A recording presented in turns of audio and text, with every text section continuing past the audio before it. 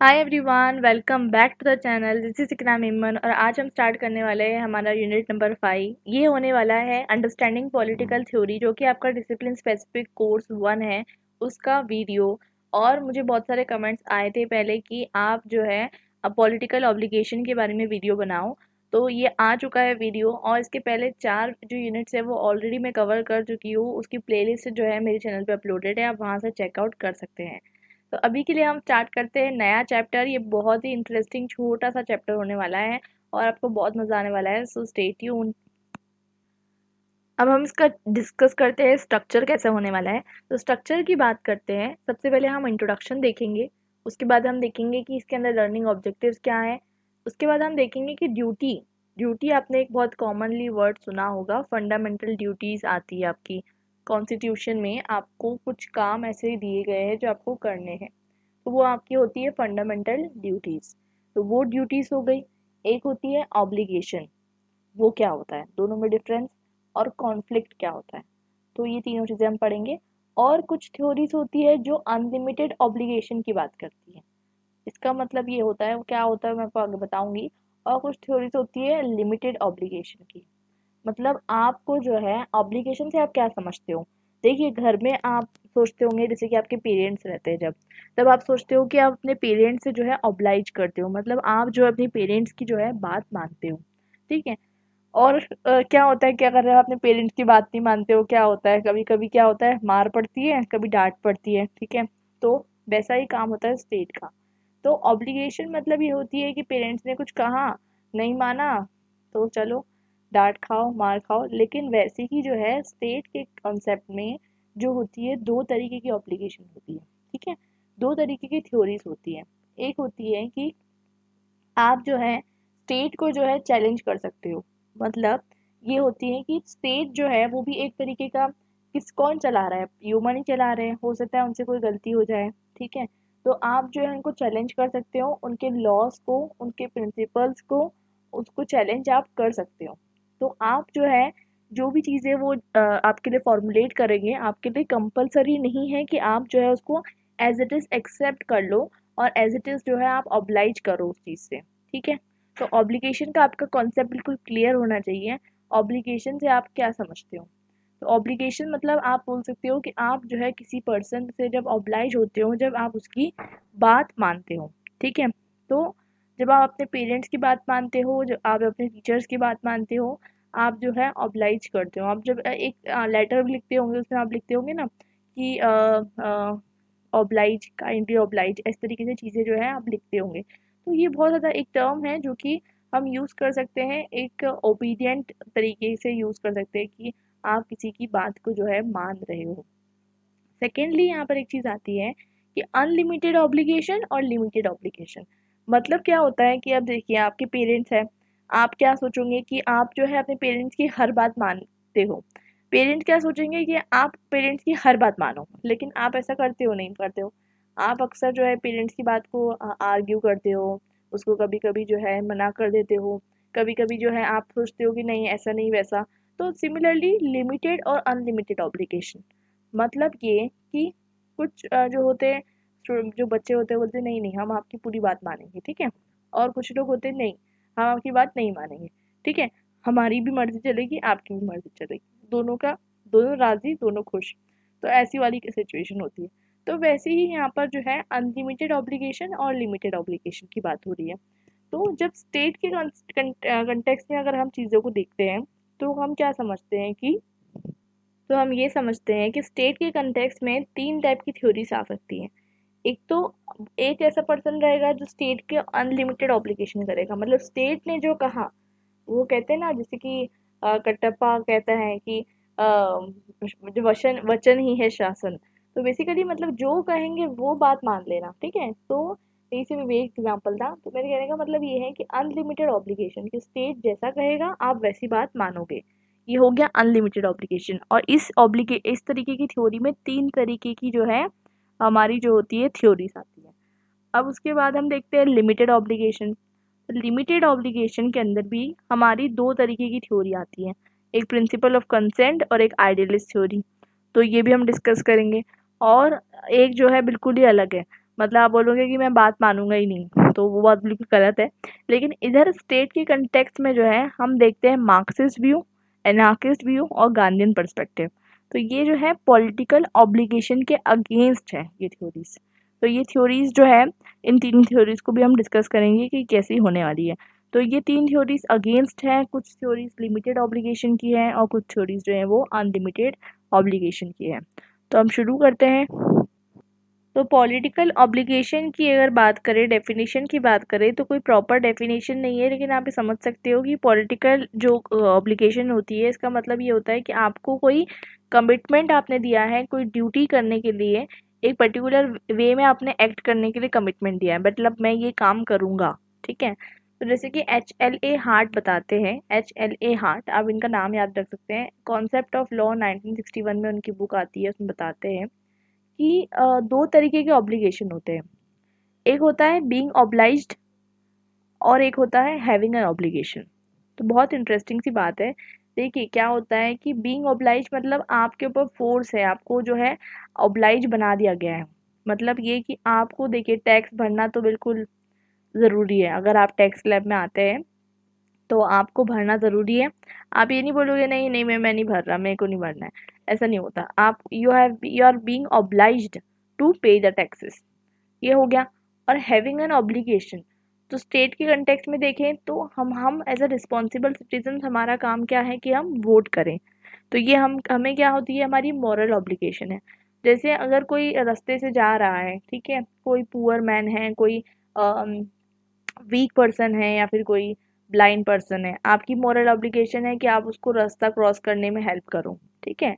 लेकिन ये आपकी मॉरल ऑब्लिगेशन है, आपको कोई फोर्स नहीं कर रहा है, लेकिन आपकी मर्जी है आप करो या ना करो। ठीक है। तो आपके पास ऑब्लिगेशन तो है, लेकिन इट्स नॉट कंपलसरी।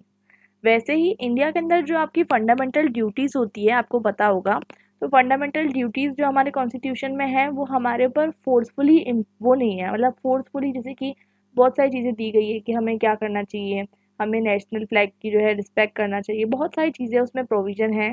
तो वो सारी चीज़ें हमारे पर जो है कॉन्स्टिट्यूशनली जो है इम्प्लीमेंटेड नहीं है कि हमें करना ही पड़ेगा। इट इज़ जस्ट कि आपको जो है करना चाहिए। डिफरेंस होता है ना कि करना चाहिए और करना पड़ेगा, दो चीज़ों में डिफरेंस होती है। तो टैक्स तो आप पे कंपलसरी है, अगर आप उस स्लैब में आते हो तो आप उससे एस्केप नहीं कर सकते। लेकिन बात रही कि आपकी वोट करने की बात, तो आपकी मर्जी, करना है करो, नहीं करना है मत करो। अब जब यहाँ पर बात आ जाती है पॉलिटिकल ऑब्लिगेशन की, तो क्योंकि हम पॉलिटिकल थ्योरी पढ़ रहे हैं, हम अंडरस्टैंडिंग पॉलिटिकल थ्योरी पढ़ रहे हैं, तो हमारे लिए ये चीज़ समझना ज़रूरी हो जाता है कि पॉलिटिकल थ्योरी में कितना ऑब्लिगेशन सही है और कितना ऑब्लिगेशन सही नहीं है। स्टेट को कितना ऑब्लिगेशन आपके ऊपर लगाना चाहिए और कितने ऑब्लिगेशन नहीं लगाना चाहिए। तो ये एक बहुत ज़्यादा डिसिसिव बात हो जाती है, जिसके बारे में इसका कोई डेफिनेट आंसर नहीं है। ऑफ कोर्स ही बात है, जैसे कि हर थ्योरी के अंदर डिफरेंट डिफरेंट क्वेश्चंस होते हैं और सब लोग उसको आंसर करने की कोशिश करते रहते हैं। हर थ्योरिस्ट अपना अपना व्यू देता है, लेकिन कोई पर्टिकुलर आंसर पे आप नहीं पहुंचते हो कि इतना इतना होना चाहिए, इतना इतना नहीं। ठीक है।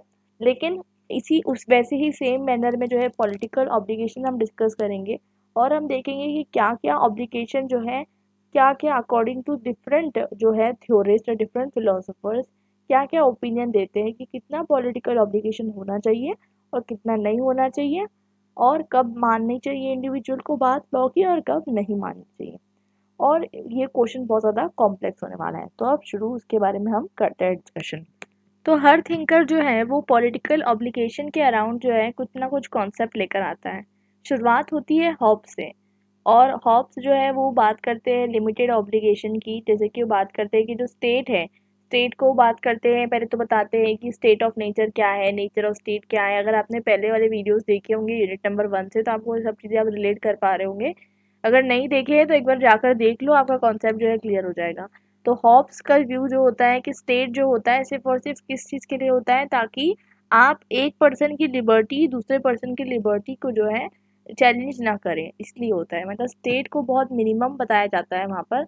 और सिमिलरली ये भी बताया जाता है कि हमें स्टेट ऑफ नेचर भी नहीं चाहिए। स्टेट ऑफ नेचर मतलब क्या होता है, अगर आपने ट्रिपल आईपीटी पढ़ा है तो आपने उसमें पढ़ा होगा मत्स्य न्याय।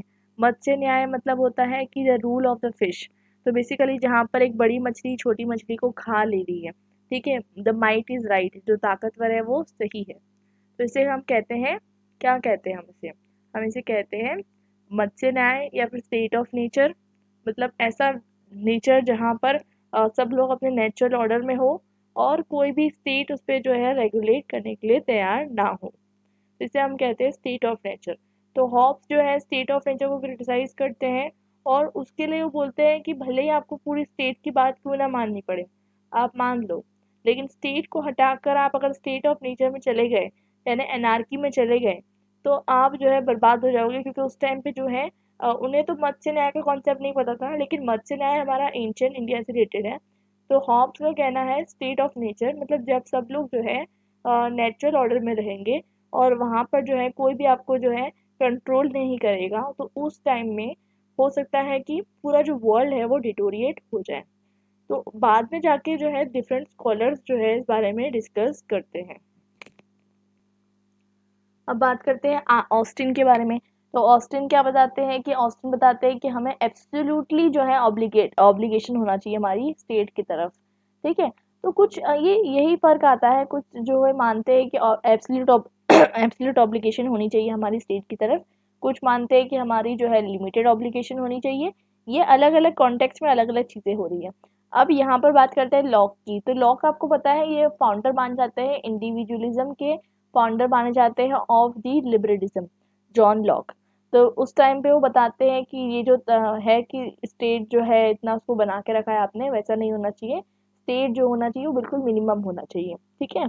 और वो इंडिविजुअल की राइट्स की बात करते हैं। तो राइट्स क्या होते हैं? राइट्स वो होते हैं जो आप ड्यू होते हैं आपके पास, स्टेट के पास आपके, ठीक है। तो आपके पास राइट टू लिव है, राइट टू प्रॉपर्टी, इंडिया में नहीं है राइट टू प्रॉपर्टी, बट अलग अलग कंट्री में अलग अलग राइट्स होते हैं आपके।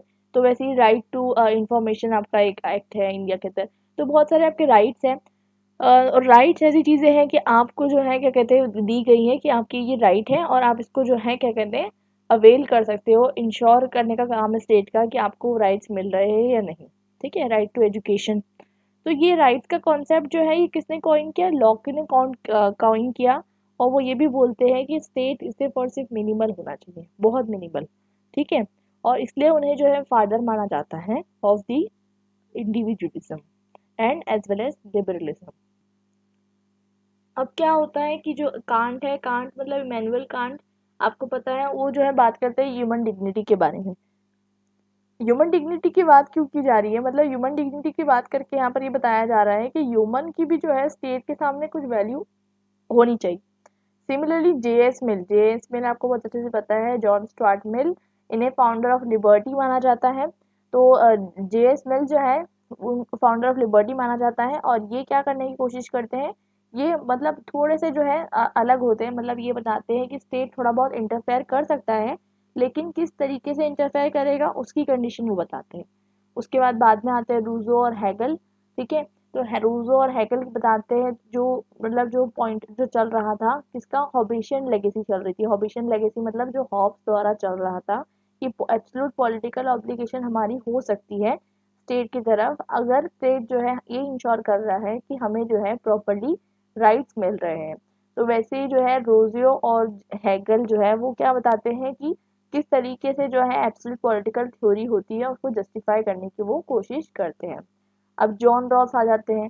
तो जॉन रॉल्स आपको पता है उन्होंने बहुत अच्छा काम किया था थ्योरी ऑफ जस्टिस के अंदर, 1971 में उन्होंने पब्लिश की थी। तो उस टाइम पे जो है थ्योरी वो जो है कांटियन का जो आइडिया है, इमैनुअल कांट का जो आइडिया है, रैशनल निगोशिएटर का आइडिया जो है कि ह्यूमन बींग जो है वो रैशनल होते हैं, मतलब ह्यूमन बींग सफिशिएंट होते हैं, रैशनल होते हैं अपने आप में। उस आइडिया को लेकर वो बताते हैं थ्योरी ऑफ जस्टिस को। तो ऐसे सब अलग अलग जो है स्कॉलर्स हैं। आप जो है एक कॉपी और पेन लेकर ज़रूर बैठे जब भी क्लास अटेंड करें, उसमें आप जो भी नोट्स है वो बना सकते हैं, बाद में आपको जो है ईजी हो जाएगा रिवाइज करने के लिए। अब स्टार्ट करते हैं। इसके अलावा हम बात करते हैं मार्क्स के बारे में। अब मार्क्स आ गए, तो मार्क्स क्या करना चाहते हैं? मार्क्स जो है वो तो बात करते हैं कि स्टेट नहीं होना चाहिए और वो बताते हैं कि क्योंकि जो स्टेट होता है उनके अकॉर्डिंग, स्टेट जो होता है उनके अकॉर्डिंग क्या होता है, एक तरीके से इंस्ट्रूमेंट ऑफ ऑपरेशन होता है, राइट। तो मार्क्स बोलते हैं कि इंसान जो है पर्टिकुलरली वो सोसाइटी में एक दूसरे के साथ रहना चाहिए, कोऑर्डिनेट करके काम करना चाहिए, ठीक है। लेकिन अभी जो नियो मार्क्सिस्ट आए हैं, तो नियो मार्क्सिस्ट जो हैं वो नए तरीके से चीज़ों को देख रहे हैं। नियो मार्क्सिस्ट जो है थोड़ा बहुत कहीं ना कहीं स्टेट को जो है एक्सेप्ट भी करते हैं, और उनका जो मेथड ऑफ रिवॉल्यूशन है वो भी थोड़ा अलग होता है। तो वो भी आप पढ़ोगे तो नियो मार्क्सिज्म वगैरह में। तो बेसिकली यहाँ पर जो है नियो मार्क्सिज्म जो है और मार्क्सिज्म है, दोनों में थोड़ा सा डिफरेंस आ जाता है। जैसे कि आप देखोगे लिबरलिज्म में और नियो लिबरलिज्म में डिफरेंस आ जाता है, वैसा ही जो है इसमें भी डिफरेंस आ जाता है। अब इस चैप्टर के पढ़ने के बाद आप क्या समझ पाओगे? आप समझ पाओगे कि पॉलिटिकल ऑब्लिगेशन क्या होती है, ड्यूटी क्या होती है और कॉन्फ्लिक्ट क्या होता है। अब हम शुरू करते हैं। तो ऑब्लिगेशन और ड्यूटी का एक बहुत कुछ जो होती चीज़ें कॉमन होती है दोनों में, आपको पता है, क्योंकि ऑब्लिगेशन मतलब आपके ऊपर कुछ काम दिया गया है, ड्यूटी भी मतलब आपको कोई चीज़ पूरी करनी है, ठीक है। तो ऐसा कुछ नहीं है जो दोनों को अलग करता है, ठीक है। तो ऑब्लिगेशन और ड्यूटी जो होती है अक्सर जो है हम उसको इंटरचेंजेबली यूज़ कर लेते हैं। मतलब हम बोलते हैं यार मेरी कोई ड्यूटी है, मेरा कोई ऑब्लिगेशन है, यूजुअली हम ड्यूटी यूज़ करते हैं वर्ड। लेकिन ऑब्लिगेशन का मतलब क्या होता है कि ऑब्लिगेशन का मतलब ये होता है कि आपके पास कोई रिस्पॉन्सिबिलिटी है करने की, ठीक है। मेरी ये ऑब्लिगेशन है, ठीक है। तो आप रिस्पॉन्सिबिलिटी फुलफिल कर रहे हो, मतलब आप क्या कर रहे हो, ऑब्लिगेशन कर रहे हो, ऑब्लिगेशन फुलफिल कर रहे हो। तो ड्यूटी क्या होती है? तो ड्यूटी एक तरीके से आपका जो बिहेवियर है कि आपको ये चीज़ करनी है, ये चीज़ का आपको एहसास है, ये आपकी ड्यूटी है, ठीक है। जैसे हम बोलते हैं ना कि रिस्पॉन्सिबल सिटीजन हो आप, तो आपकी ड्यूटी ये बनती है, आपका काम ये बनता है। हम अक्सर जो है इस तरीके की चीज़ें यूज़ करते हैं। तो ड्यूटी और ऑब्लिगेशन में कोई इतना डिफरेंस नहीं आता है, लेकिन ऑब्लिगेशन जो है वो कभी भी जो है विदाउट विल एग्जिस्ट नहीं कर सकती। मतलब ऐसा नहीं है कि आपको कोई चीज़ करने के लिए बोला जा रहा है तो आपसे ज़बरदस्ती नहीं करवाई जाएगी कोई भी चीज़। आपको जो ऑब्लिगेशन दी जाएगी वो कभी भी आप पे ज़बरदस्ती इम्पोज नहीं की जा सकती। आपके पास ऑब्लाइजिंग विल होना चाहिए कि आप जो है उस पर्टिकुलर रिस्पॉन्सिबिलिटी को लेना चाहते हो, तो ही आप पर वो चीज़ जो है वो इम्प्लीमेंट हो सकती है।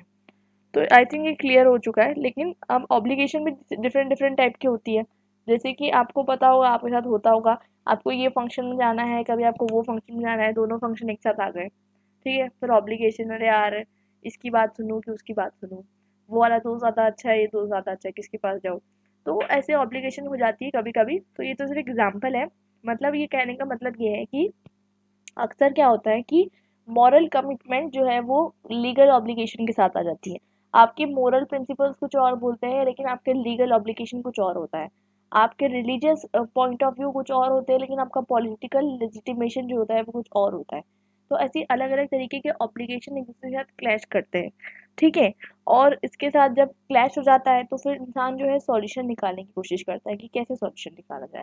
क्योंकि आपकी अगर जैसे कि होता है कि अगर आपको फ्रीडम ऑफ रिलीजन नहीं दी जा रही है, तो अगर आप फ्रीडम ऑफ रिलीजन के नहीं मिल रही है आपको, आपकी रिलीजियस ड्यूटीज अलग है, लेकिन आपकी जो है क्या कहते हैं स्टेट में आप जहाँ रह रहे हो आपको वो चीज़ फुलफिल करने के लिए मौका नहीं दिया जा रहा है। तो यहाँ पर आपकी दो चीज़ें जो है क्या हो रही है, क्लैश हो रही है। अब देखिए अक्सर क्या होता है कि लीगल रिक्वायरमेंट और पॉलिटिकल कमिटमेंट के बीच में ऐसा नहीं आपको देखने को मिलेगा कि कॉन्फ्लिक्ट आएगा, ठीक है। लेकिन आपको मॉरल ऑब्लिगेशन और पॉलिटिकल ऑब्लिगेशन जो है वो कभी कभी आता है। जैसे समझिए किसी का एक्सीडेंट हो गया, आपको उसका आपका काम है कि आप उसको लेके जाओ हॉस्पिटल में, लेकिन आपका काम ये भी है कि ट्रैफिक रूल फॉलो करो, ठीक है। तो आप उड़ के तो जाओगे नहीं हवा में, तो ट्रैफिक रूल आपको फॉलो करना है। तो ये दो चीज़ें वो हो गई। उसके बाद कंपलसरी इम्यूनाइजेशन, ठीक है।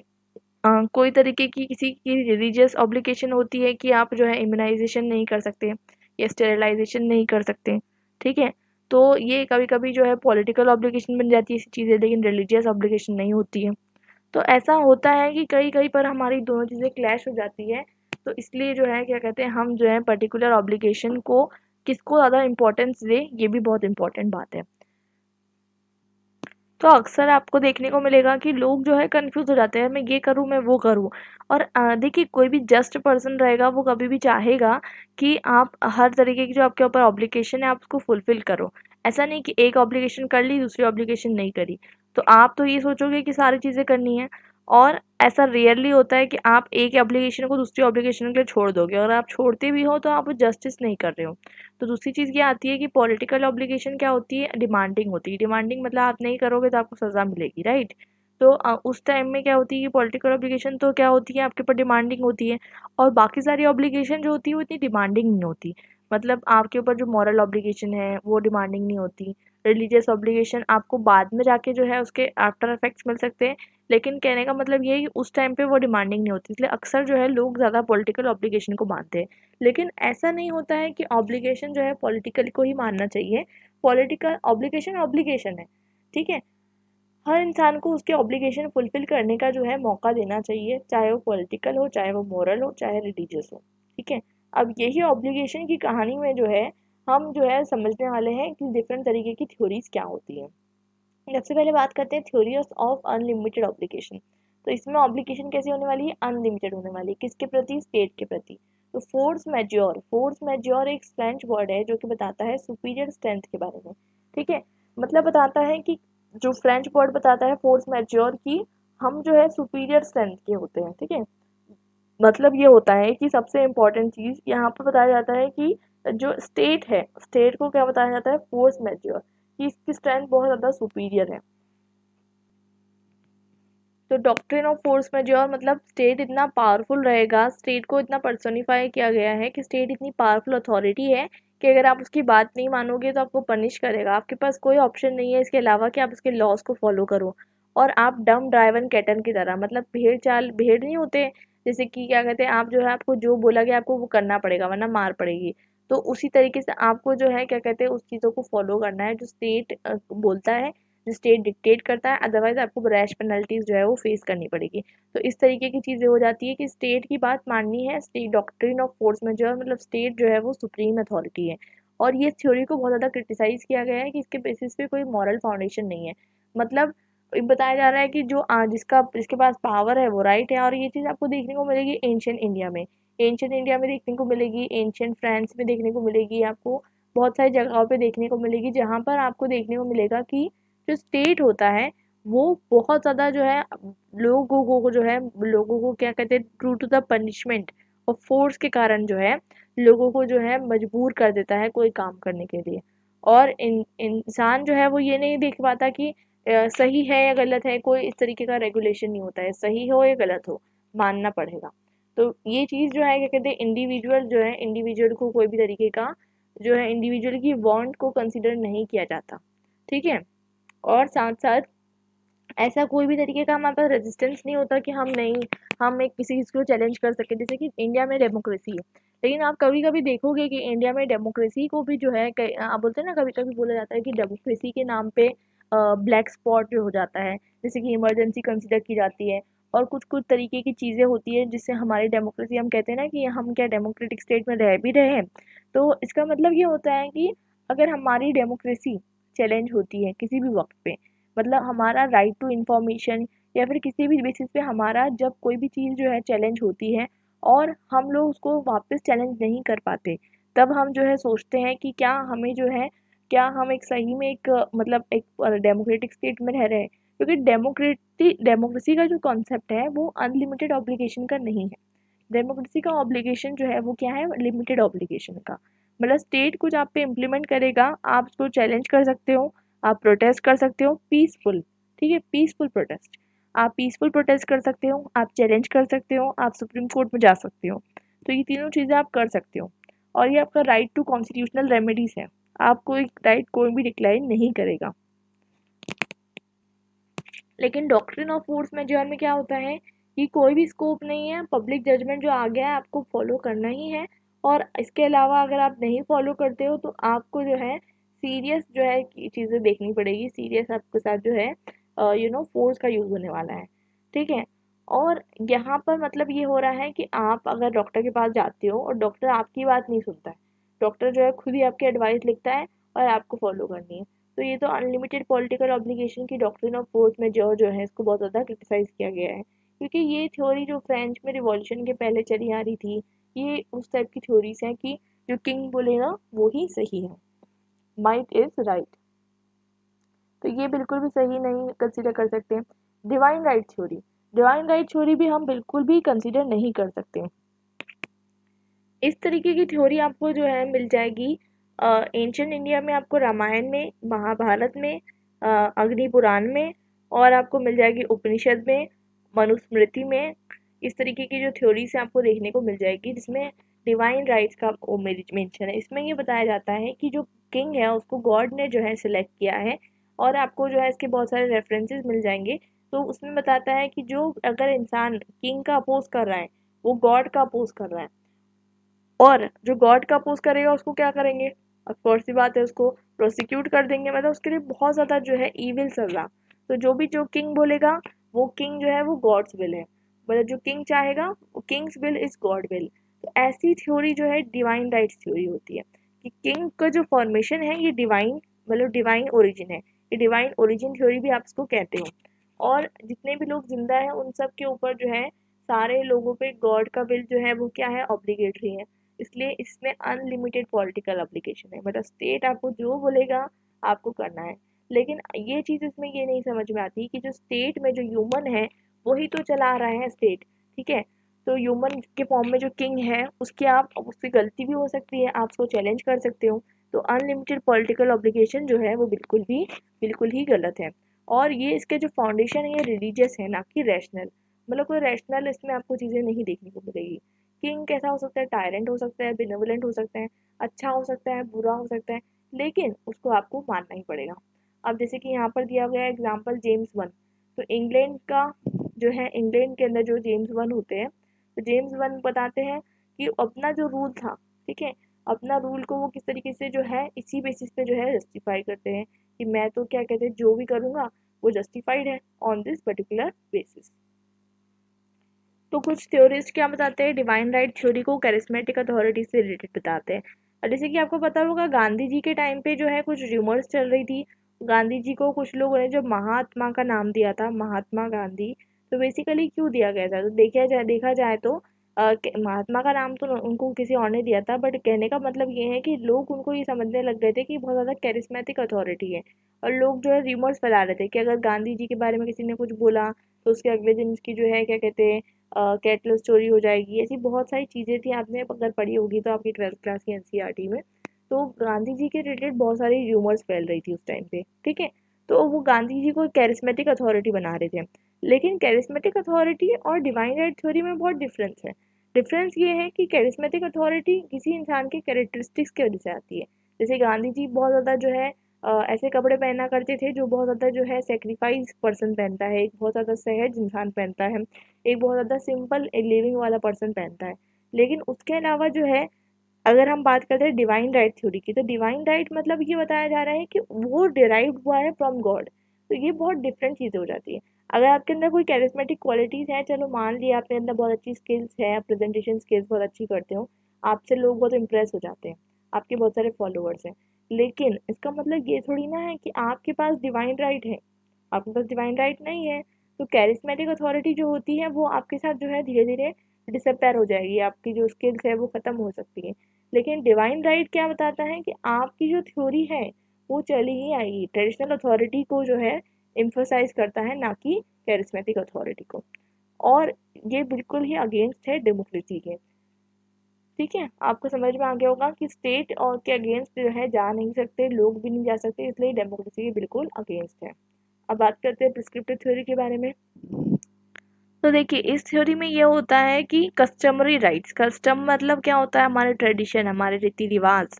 तो अक्सर ये होते हैं कि कुछ लोग, जैसे कि आपको पता होगा इंडिया में बहुत टाइम तक के जो है ये जो अनटचेबिलिटी का कॉन्सेप्ट चला आ रहा था, ये रीति रिवाजों पे चला आ रहा था। सती की प्रथा चली आ रही थी, विमेन को जिंदा जला दिया जाता था चिता के साथ। तो इसको जो है ये कहते हैं कथा, इसको किसी के बेसिस, इसको जो है इसी के बेसिस पे चलाया जा रहा था कि ये तो हमारी प्रथा है, ये तो हम प्रथा को हम ख़त्म नहीं होने देंगे, ठीक है। देवदासी सिस्टम, विमेन को जो है क्या कहते हैं भेज दिया जाता था एक देवदासी के रूप में, उसे जो है क्या कहते हैं मंदिरों में भेज दिया जाता था, वहाँ पर उनका जो है सेक्सुअल एक्सप्लॉयटेशन होता था बाय दी प्रीस्ट। ऐसे बहुत सारे केसेस देखने को मिलते हैं, लेकिन फिर भी क्या बोला जाता था कि नहीं ये तो हमारी प्रथा है, ठीक है। और ऐसी बहुत सारी चीज़ें थी विमेन के लिए अनफेयर थी, जो कि एंशियंट इंडिया में एग्जिस्ट करती थी और मेडिवल इंडिया तक की एग्जिस्ट करती थी। तो सती की प्रथा उसमें सबसे ज़्यादा इम्पोर्टेंट आपको देखने को मिलेगी, क्योंकि एक जिंदा एक इंसान को आप जब एक चिता के साथ बांध कर जला दे रहे हो, और उसकी विल के अगेंस्ट, उसके विल के अगेंस्ट आप उसको जला दे रहे हो एक जिंदा इंसान को, तो आप इमेजिन कर सकते हो। तो इस तरीके की कस्टमरी चीज़ें जो होती है ये चली आती है किसी के ट्रेडिशन पे बेस्ड, क्योंकि ये हमारी प्रथा चली आ रही है, ये हमारे रिलीजियस टेक्स्ट में लिखा हुआ है। तो ये चीज़ें जो होती है, ये चीज़ें जो होती है प्रिस्क्रिप्टिव थ्योरी के अंदर आती है, ठीक है। तो यहाँ पर एग्जाम्पल दिया हुआ है कि 7 राउंड्स, यहाँ पर एग्जाम्पल दिया हुआ है 7 राउंड्स हिंदू मैरिज के अंदर, मतलब हिंदू मैरिज में 7 फेरे लिए जाते हैं, ये बोला जाता है कि शादी संपन्न हुई, ठीक है, विवाह संपन्न हुआ। तो ऐसा करने से क्या होता है, क्योंकि उनको लगता है कि ट्रेडिशन जो चला आ रहा है अगर हम उसको फॉलो करेंगे तो हमारी शादी विवाह संपन्न हो जाएगा।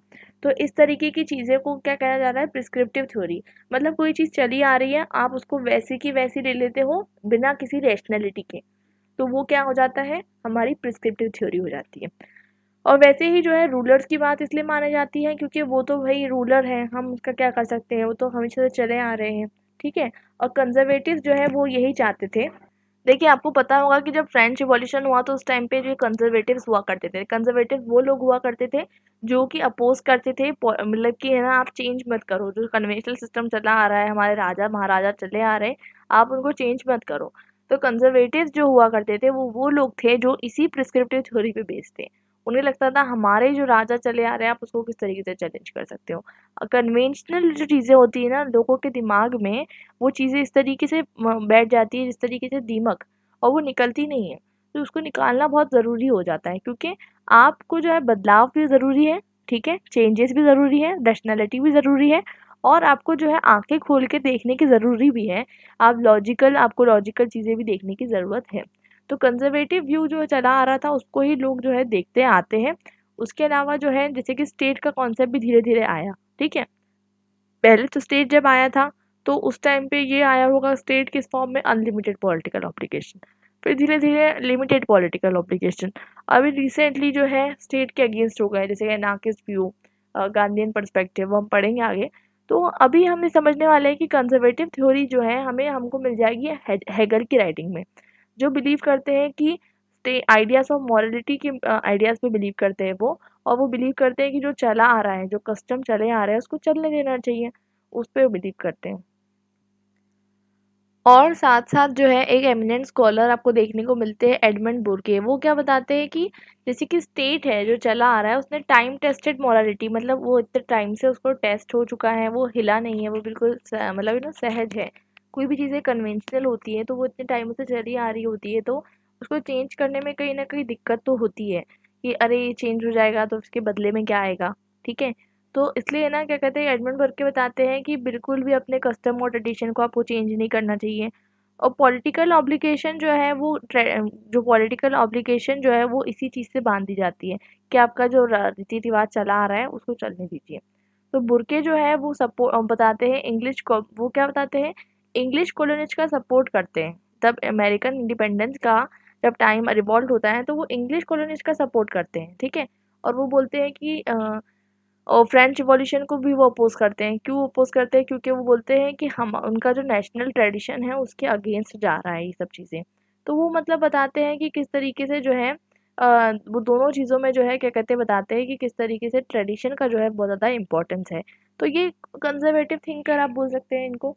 इसके बाद बात करते हैं प्रोफेसर एम ओक शॉर्ट, वो भी एक कंजर्वेटिव फिलोसोफर है, ठीक है। तो फिलोसोफर हर टाइप के होते हैं, ठीक है। वो बताते हैं कि पॉलिटिकल एक्टिविटीज़ कुछ भी नहीं हो सकती सिवाय उसके जो कन्वेंशनल हो, मतलब जो कि चला आ रहा हो, पारंपरिक हो, ठीक है। क्योंकि पॉलिटिकल कंप्लेंट जैसे कि देखो, मतलब कोई चीज़ हो रही है तो आपको पता है कि वो सही, मतलब वो चल रही है तो मतलब उसके अंदर कुछ चलने के लिए, अगर आप वो चल रही है मतलब उसके अंदर कुछ क्षमता होगी तभी वो चल रही है। अगर आप कुछ सोचोगे और फिर चालू पड़ जाओगे, सही नहीं हुआ तो पॉलिटिक्स वो बताते हैं एक ऐसी थ्योरी होती है जिसमें ऐसी स्किल होती है जिसमें प्रैक्टिस रिक्वायर्ड होती है, सिर्फ थ्योरी नहीं रिक्वायर्ड होती है कि आपने बोल दिया ऐसा ऐसा हो जाएगा, ठीक है। तो इसमें स्किल ज़रूरी होती है।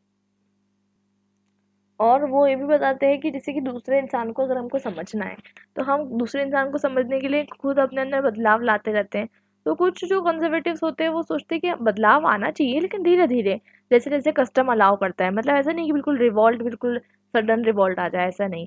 पॉलिटिकल अथॉरिटी कस्टमरी राइट पे बेस्ड होती है, और जो इंसान कस्टम्स को मानता है, जो रूल्स को मानता है, वो ओबीडियंट होता है, वो वेल स्टेब्लिश्ड कन्वेंशन की तरह, मतलब जैसे कि समझिए जो इंसान रूल्स को मानेगा, जो इंसान ट्रेडिशन को मानेगा, वो इंसान जो है उस सिस्टम का पार्ट बन जाएगा। तो फिर वो सिस्टम चला आता जाएगा, जब तक कि जब वो सिस्टम को कोई चैलेंज करने वाला नहीं रहेगा, जब तक वो सिस्टम तो चलते रहेगा, चाहे अच्छा हो या बुरा हो, चलेगा तो सही। तो उसी तरीके से यहाँ पर बात की जा रही है कि अगर सिस्टम को जो है चला आने देना चाहिए, ऐसा प्रिस्क्रिप्टिव थ्योरी का मानना है। और ऑफ कोर्स सी बात है, इसमें बहुत ज़्यादा फ्लॉस है। तीनों भी थ्योरीज अनलिमिटेड पॉलिटिकल ऑब्लिगेशन की जो है क्रिटिसाइज की गई है, और बहुत हद तक ही क्रिटिसाइज की गई है। ये बिल्कुल ही नहीं मान सकते हम कि अनलिमिटेड पॉलिटिकल ऑब्लिगेशन होनी चाहिए। When you talk about liberalism, आज के टाइम में आप जो है कोई भी स्टेट की तरफ अनलिमिटेड पॉलिटिकल ऑब्लिगेशन नहीं रख सकते। तो ऑफ कोर्स ही बात है कि जो चीज़ें चली आ रही है, तो इसमें एक एग्जांपल आपको दिया जाता है रेसिज्म के बारे में। तो देखिए, रेसिज्म जो चला आ रहा था अफ्रीका के अंदर, ब्लैक मैन को जो है क्रिटिसाइज किया जा रहा था बाय लैटिन अमेरिकन कंट्रीज। तो जैसे कि जो कंट्रीज थी, white man superiority, black man inferiority, वैसे ही इंडिया के कंटेक्स में शूद्र जो है, और जो हमारा म्लेच्छ कॉन्सेप्ट है कि वो अनटचेबल है। तो इस तरीके की चीज़ें जो होती है, ये सब भी चली आते जाना चाहिए क्योंकि वो चली आ रही है, ऐसा मानना किसका है? ये प्रिस्क्रिप्टिव थ्योरी का मानना है, जो कि बिल्कुल गलत है, और ये इसका क्रिटिक है कि ट्रेडिशनल थ्योरी रेसिज्म की चली आएगी अगर वो चलने आनी चाहिए, और लोगों को रेशियल डिस्क्रिमिनेशन को जो है एक्सेप्ट कर लेना चाहिए क्योंकि वो तो चला आ रहा है। ठीक है, क्योंकि ये जो है, जो चीज़ चली आ रही है उसको चलने दो, इन शॉर्ट इसका मतलब ये होता है। और यहाँ पर ये भी बहुत अच्छे से लिखा हुआ है कि सती का मैंने आपको ऊपर एग्जाम्पल दिया था, सती और जेनिटल म्यूटिलेशन जो है वो भी चला आना चाहिए क्योंकि तो चला आ रहा है। तो इस तरीके की बहुत सारी चीज़ें ऐसी हैं कि लोग जो है क्या कहते हैं, उसको ख़त्म नहीं करना चाहते क्योंकि वो उनके रिलीजियस में प्रिस्क्राइब्ड है। लेकिन रिलीजन को भी आपको कभी कभी रैशनैलिटी से देखना की ज़रूरत पड़ जाती है। तो आपको ये देखना पड़ता है कि रिलीजन में आपको जो टेक्स्ट में जो चीज़ें दी हुई है, क्या वो रिलेवेंट है या नहीं है, और क्या वो ऐसे ऐसी कुछ चीज़ें हैं कि सती सती जो है एक ऐसी चीज़ है जो किसी भी टाइम में हिस्ट्री में विमेन को जिंदा जला देना किसी भी टाइम में रिलेवेंट नहीं हो सकती। तो बेसिकली ऐसे सिस्टम भी जो है, ऐसे अनजस्ट सिस्टम भी है, चले आते हैं। और साथ साथ जो है प्रोफेसर ऑक्सफोर्ड बताते हैं, ऑफ कोर्स बातें आप उनका नाम याद रख सकते हो, कंजर्वेटिव फिलोसफर्स में। वो बताते हैं कि रिवॉल्यूशन क्या होते हैं। जैसे कि रिवॉल्यूशन हम क्या मानते हैं कि रिवॉल्यूशन किसी चीज़ में चेंज लाने के लिए होती है, क्रांति होती है। लेकिन रिवॉल्यूशन को वो क्या देखते हैं? हिस्टोरिकल इवेंट को देखते हैं। ठीक है, वो अपने आप वो देखते हैं कि हिस्टोरिकल इवेंट है, वो सोचते हैं कि ये सिर्फ और सिर्फ जो है मतलब कुछ काम की चीज़ें नहीं है, ये क्योस है, एनार्की है।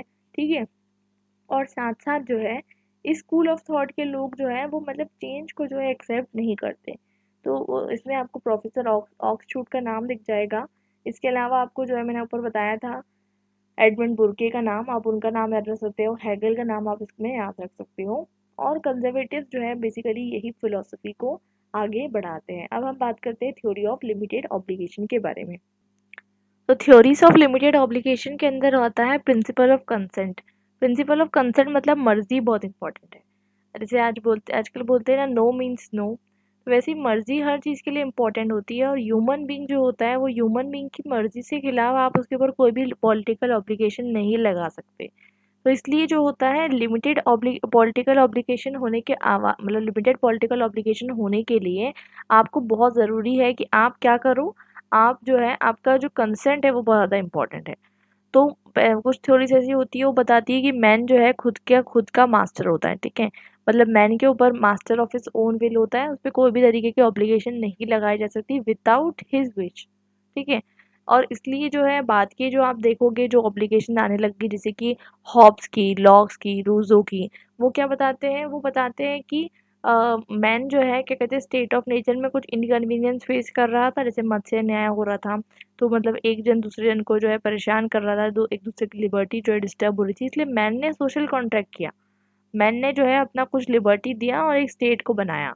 तो अब ये इस तरीके का सोशल कॉन्ट्रैक्ट थ्योरी कौन देता है? Hobbes and Locke. तो सोशल कॉन्ट्रैक्ट थ्योरी जो है लिमिटेड ऑब्लिगेशन के अंदर आती है, और इसलिए अब स्टेट मतलब इंसान ने खुद ने बनाया है, तो मॉरल और पॉलिटिकल ऑब्लिगेशन इंसान की ये हो गई कि लॉज को जो है मेंटेन करें। अब जैसे कि लेस्ली ग्रीन बताते हैं कि हॉब्स हो, लॉक हो, या रूसो हो, या कांट हो, हम देखते हैं कि उसमें कुछ भी तरीके का इंडिविजुअल एग्रीमेंट की बात की जाती है। मतलब ये बताया जाता है कि जो इंडिविजुअल है उसने जो है परमिशन दिया है, किसको?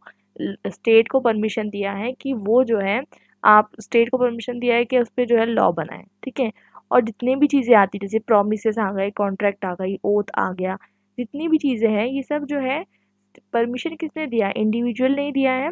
और कंसेंट जो है ये कंसेंट से हो रहा है काम, ऐसा नहीं है कि कंसेंट से नहीं हो रहा है। ये सारी चीज़ें जो हो रही है कंसेंट से दी जा रही है।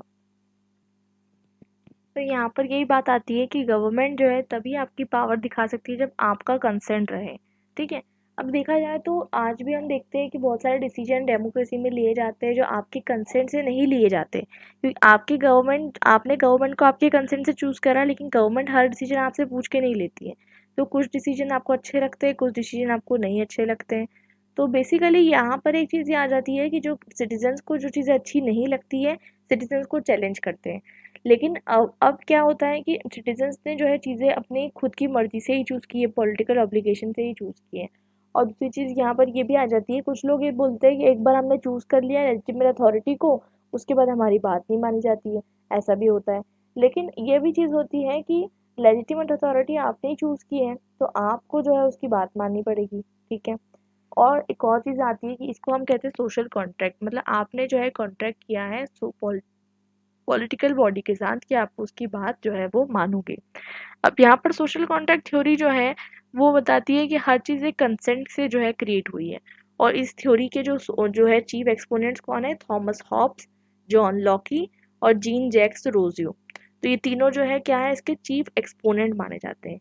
और ये बताते हैं तीनों के तीनों कि स्टेट ऑफ नेचर एक ऐसा हाइपोथेटिकल स्टेज है, मतलब हमें पता नहीं कि एग्जिस्ट करता था या नहीं करता था। एक हाइपोथेटिकल स्टेज है कि जो कि एग्जिस्ट करता होगा पॉलिटिकल अथॉरिटी से पहले। मतलब आप इमेजिन करो कि आज के टाइम में आप पॉलिटिकल अथॉरिटी को हटा दोगे तो कैसा स्टेट हो जाएगा। स्टेट मतलब कैसे लोग हो जाएंगे, कोई भी किसी को मार सकता है, कोई भी किसी को कुछ भी कर सकता है, because there is no political authority. आप जस्ट इमेजिन करो, कोई न्याय नहीं रहेगा, कोई कानून नहीं रहेगा। ठीक है। तो उस टाइम पे वो बताते हैं कि स्टेट ऑफ नेचर ऐसी एक हाइपोथेटिकल स्टेज है जो कि पॉलिटिकल अथॉरिटी से बनने से पहले वो एक स्टेट एग्जिस्ट करती थी। और सोशल कॉन्ट्रैक्ट एक ऐसा एग्रीमेंट हुआ जहाँ पर इंडिविजुअल ने जो है स्टेट को बनाया, ताकि जो है स्टेट जो है वो कंट्रोल कर सके किसको, इंडिविजुअल की लिबर्टी को, ताकि इंडिविजुअल जो है दूसरे इंडिविजुअल को नुकसान ना पहुंचा सके। ठीक है। और ये कॉन्ट्रैक्ट के अंदर हमने डिफाइन किया है कि आप हमको कहाँ तक के लिमिट कर सकते हो। और हॉब्स बताते हैं, जैसे मैंने आपको बताया था ना कि हॉब्स बताते हैं कि एक ऐसी जगह, ऐसी स्टेट ऑफ नेचर क्या होता है, एक माइटी सॉलिटरी, बिल्कुल अकेलापन, पुअर, ब्रूटिश और शॉर्ट, एब्सोल्यूट अनार्की, मतलब जहाँ पर माइट इज राइट, जो ताकतवर है वही जो है सही है, वही रूल ऑफ द डे रहेगा। और मतलब सब लोग दूसरे के खिलाफ लड़ते रहेंगे। और इसलिए जो ह्यूमन ने क्या किया, एक तरीके से अपनी लिबर्टी को थोड़ी सी किसको दी, एक जो है सॉवरेन को दी। सॉवरेन मतलब लेविएथन को दी। वो लेविएथन जो है सॉवरेन को बताते हैं, और वो फाइनली जो है दे देते हैं, और अनचेंजेबल है, क्योंकि अब जो है क्या कहते हैं, हम वापस उससे नहीं छीन सकते। आपने एक बार उसको अथॉरिटी दे दी, अब आप वापस नहीं दे सकते, क्योंकि अगर आप वापस लोगे तो आप वापस स्टेट ऑफ नेचर में चले जाओगे। तो हॉब्स बताते हैं कि अनलिमिटेड पॉलिटिकल एप्लीकेशन भी चल जाएगी। ठीक है। और ठीक है, सो अनलिमिटेड पॉलिटिकल ऑब्लिगेशन में चल जाएगी, लेकिन कंसेंट पे बेस्ड होना चाहिए, ना कि ऊपर से आना चाहिए। मतलब कोई भी इंसान जो है कंसेंट से जो है चीज़ों को करे, ना कि ऊपर से कोई चीज़ आप पे जो है इम्प्लीमेंट की जाए। अब लॉक जो है वो लॉक थोड़ा पॉजिटिव व्यू देते हैं, इसलिए उनको जो है फाउंडर ऑफ लिबर्टी माना, सॉरी लिबरलिज्म माना जाता है। तो वो बताते हैं कि मैन तो है ना रैशनल है। ठीक है, मैन क्या है, रैशनल है, और वो रूल्स मानता है, क्योंकि कोई भी इंसान है, अगर आपके ऊपर से लॉ हट जाएगा, इसका मतलब ये थोड़ी ना कि आप अपनी सारी इंसानियत भूल जाओगे, ऐसा तो नहीं होता है। तो इसलिए ना इंसान जो है वो मतलब रैशनल है, और वो जो है रूल्स को फॉलो करता है। तो वो बताते हैं कि जो जब स्टेट ऑफ नेचर था, जब कोई पॉलिटिकल ऑब्लिगेशन नहीं था, तब एक बिल्कुल शांति थी, सब लोग आपस में मिलजुल कर काम करते थे। ठीक है। अब सोशल कॉन्ट्रैक्ट एक्सेप्ट हो गया है, तो एक तरीके की सिविल सोसाइटी बन गई है, जिसमें लोग जो है आपस में जो है म्यूचुअल कंसेंट से लोगों ने एक स्टेट बना दिया है कि अगर कोई लॉ ब्रेक करेगा तो उसको सज़ा मिलेगी। ठीक है। और सोशल कॉन्ट्रैक्ट के अंदर मैन ने जो है अपने आप का जो अपना राइट है, मतलब यहाँ जज वो खुद नहीं करता, बल्कि एक जज को बिठा दिया है जो कि उसके मामलों को जज करेगा। तो इसलिए वो बताते हैं कि ये जज क्यों बनाया गया है, ताकि जो हर इंडिविजुअल का राइट होता है, अकॉर्डिंग टू लॉ की हर इंडिविजुअल का राइट होता है लाइफ का, लिबर्टी का और प्रॉपर्टी का। तो इसको प्रोटेक्ट करने का काम किसका है? जज का है। तो लॉ की जो बताते हैं वो क्या बताते हैं? पॉलिटिकल ऑब्लिगेशन लिमिटेड होना चाहिए, और साथ साथ वो ये भी बताते हैं कि अगर गवर्नमेंट का जो काम गवर्नमेंट को दिया गया है, गवर्नमेंट अगर वो काम नहीं करेगी तो गवर्नमेंट को हटाया भी जा सकता है। लिमिटेड पॉलिटिकल ऑब्लिगेशन होना चाहिए, स्टेट जो है वो नेसेसरी इविल है। ठीक है, I hope it's clear till now. अब बात करते हैं कि रूजो क्या बताते हैं। तो रूजो बताते हैं हमारे उनकी बुक में डिस्कोर्सेज एंड सोशल कॉन्ट्रैक्ट में। मैंने आपको इसके ऊपर जो है किसके बारे में बताया था? मैंने आपको बताया हॉब्स के बारे में, मैंने आपको बताया लॉक के बारे में, ठीक है। लेकिन हॉब्स और लॉक में दोनों में एक डिफरेंस था। वो आपने क्या नोटिस किया? दोनों भी जो है कंसेंट की बात करते हैं, दोनों भी जो है कॉन्ट्रैक्ट की बात करते हैं, दोनों भी क्या बात करते हैं? सोशल कॉन्ट्रैक्ट की बात करते हैं। लेकिन दोनों के बीच में एक डिफरेंस है।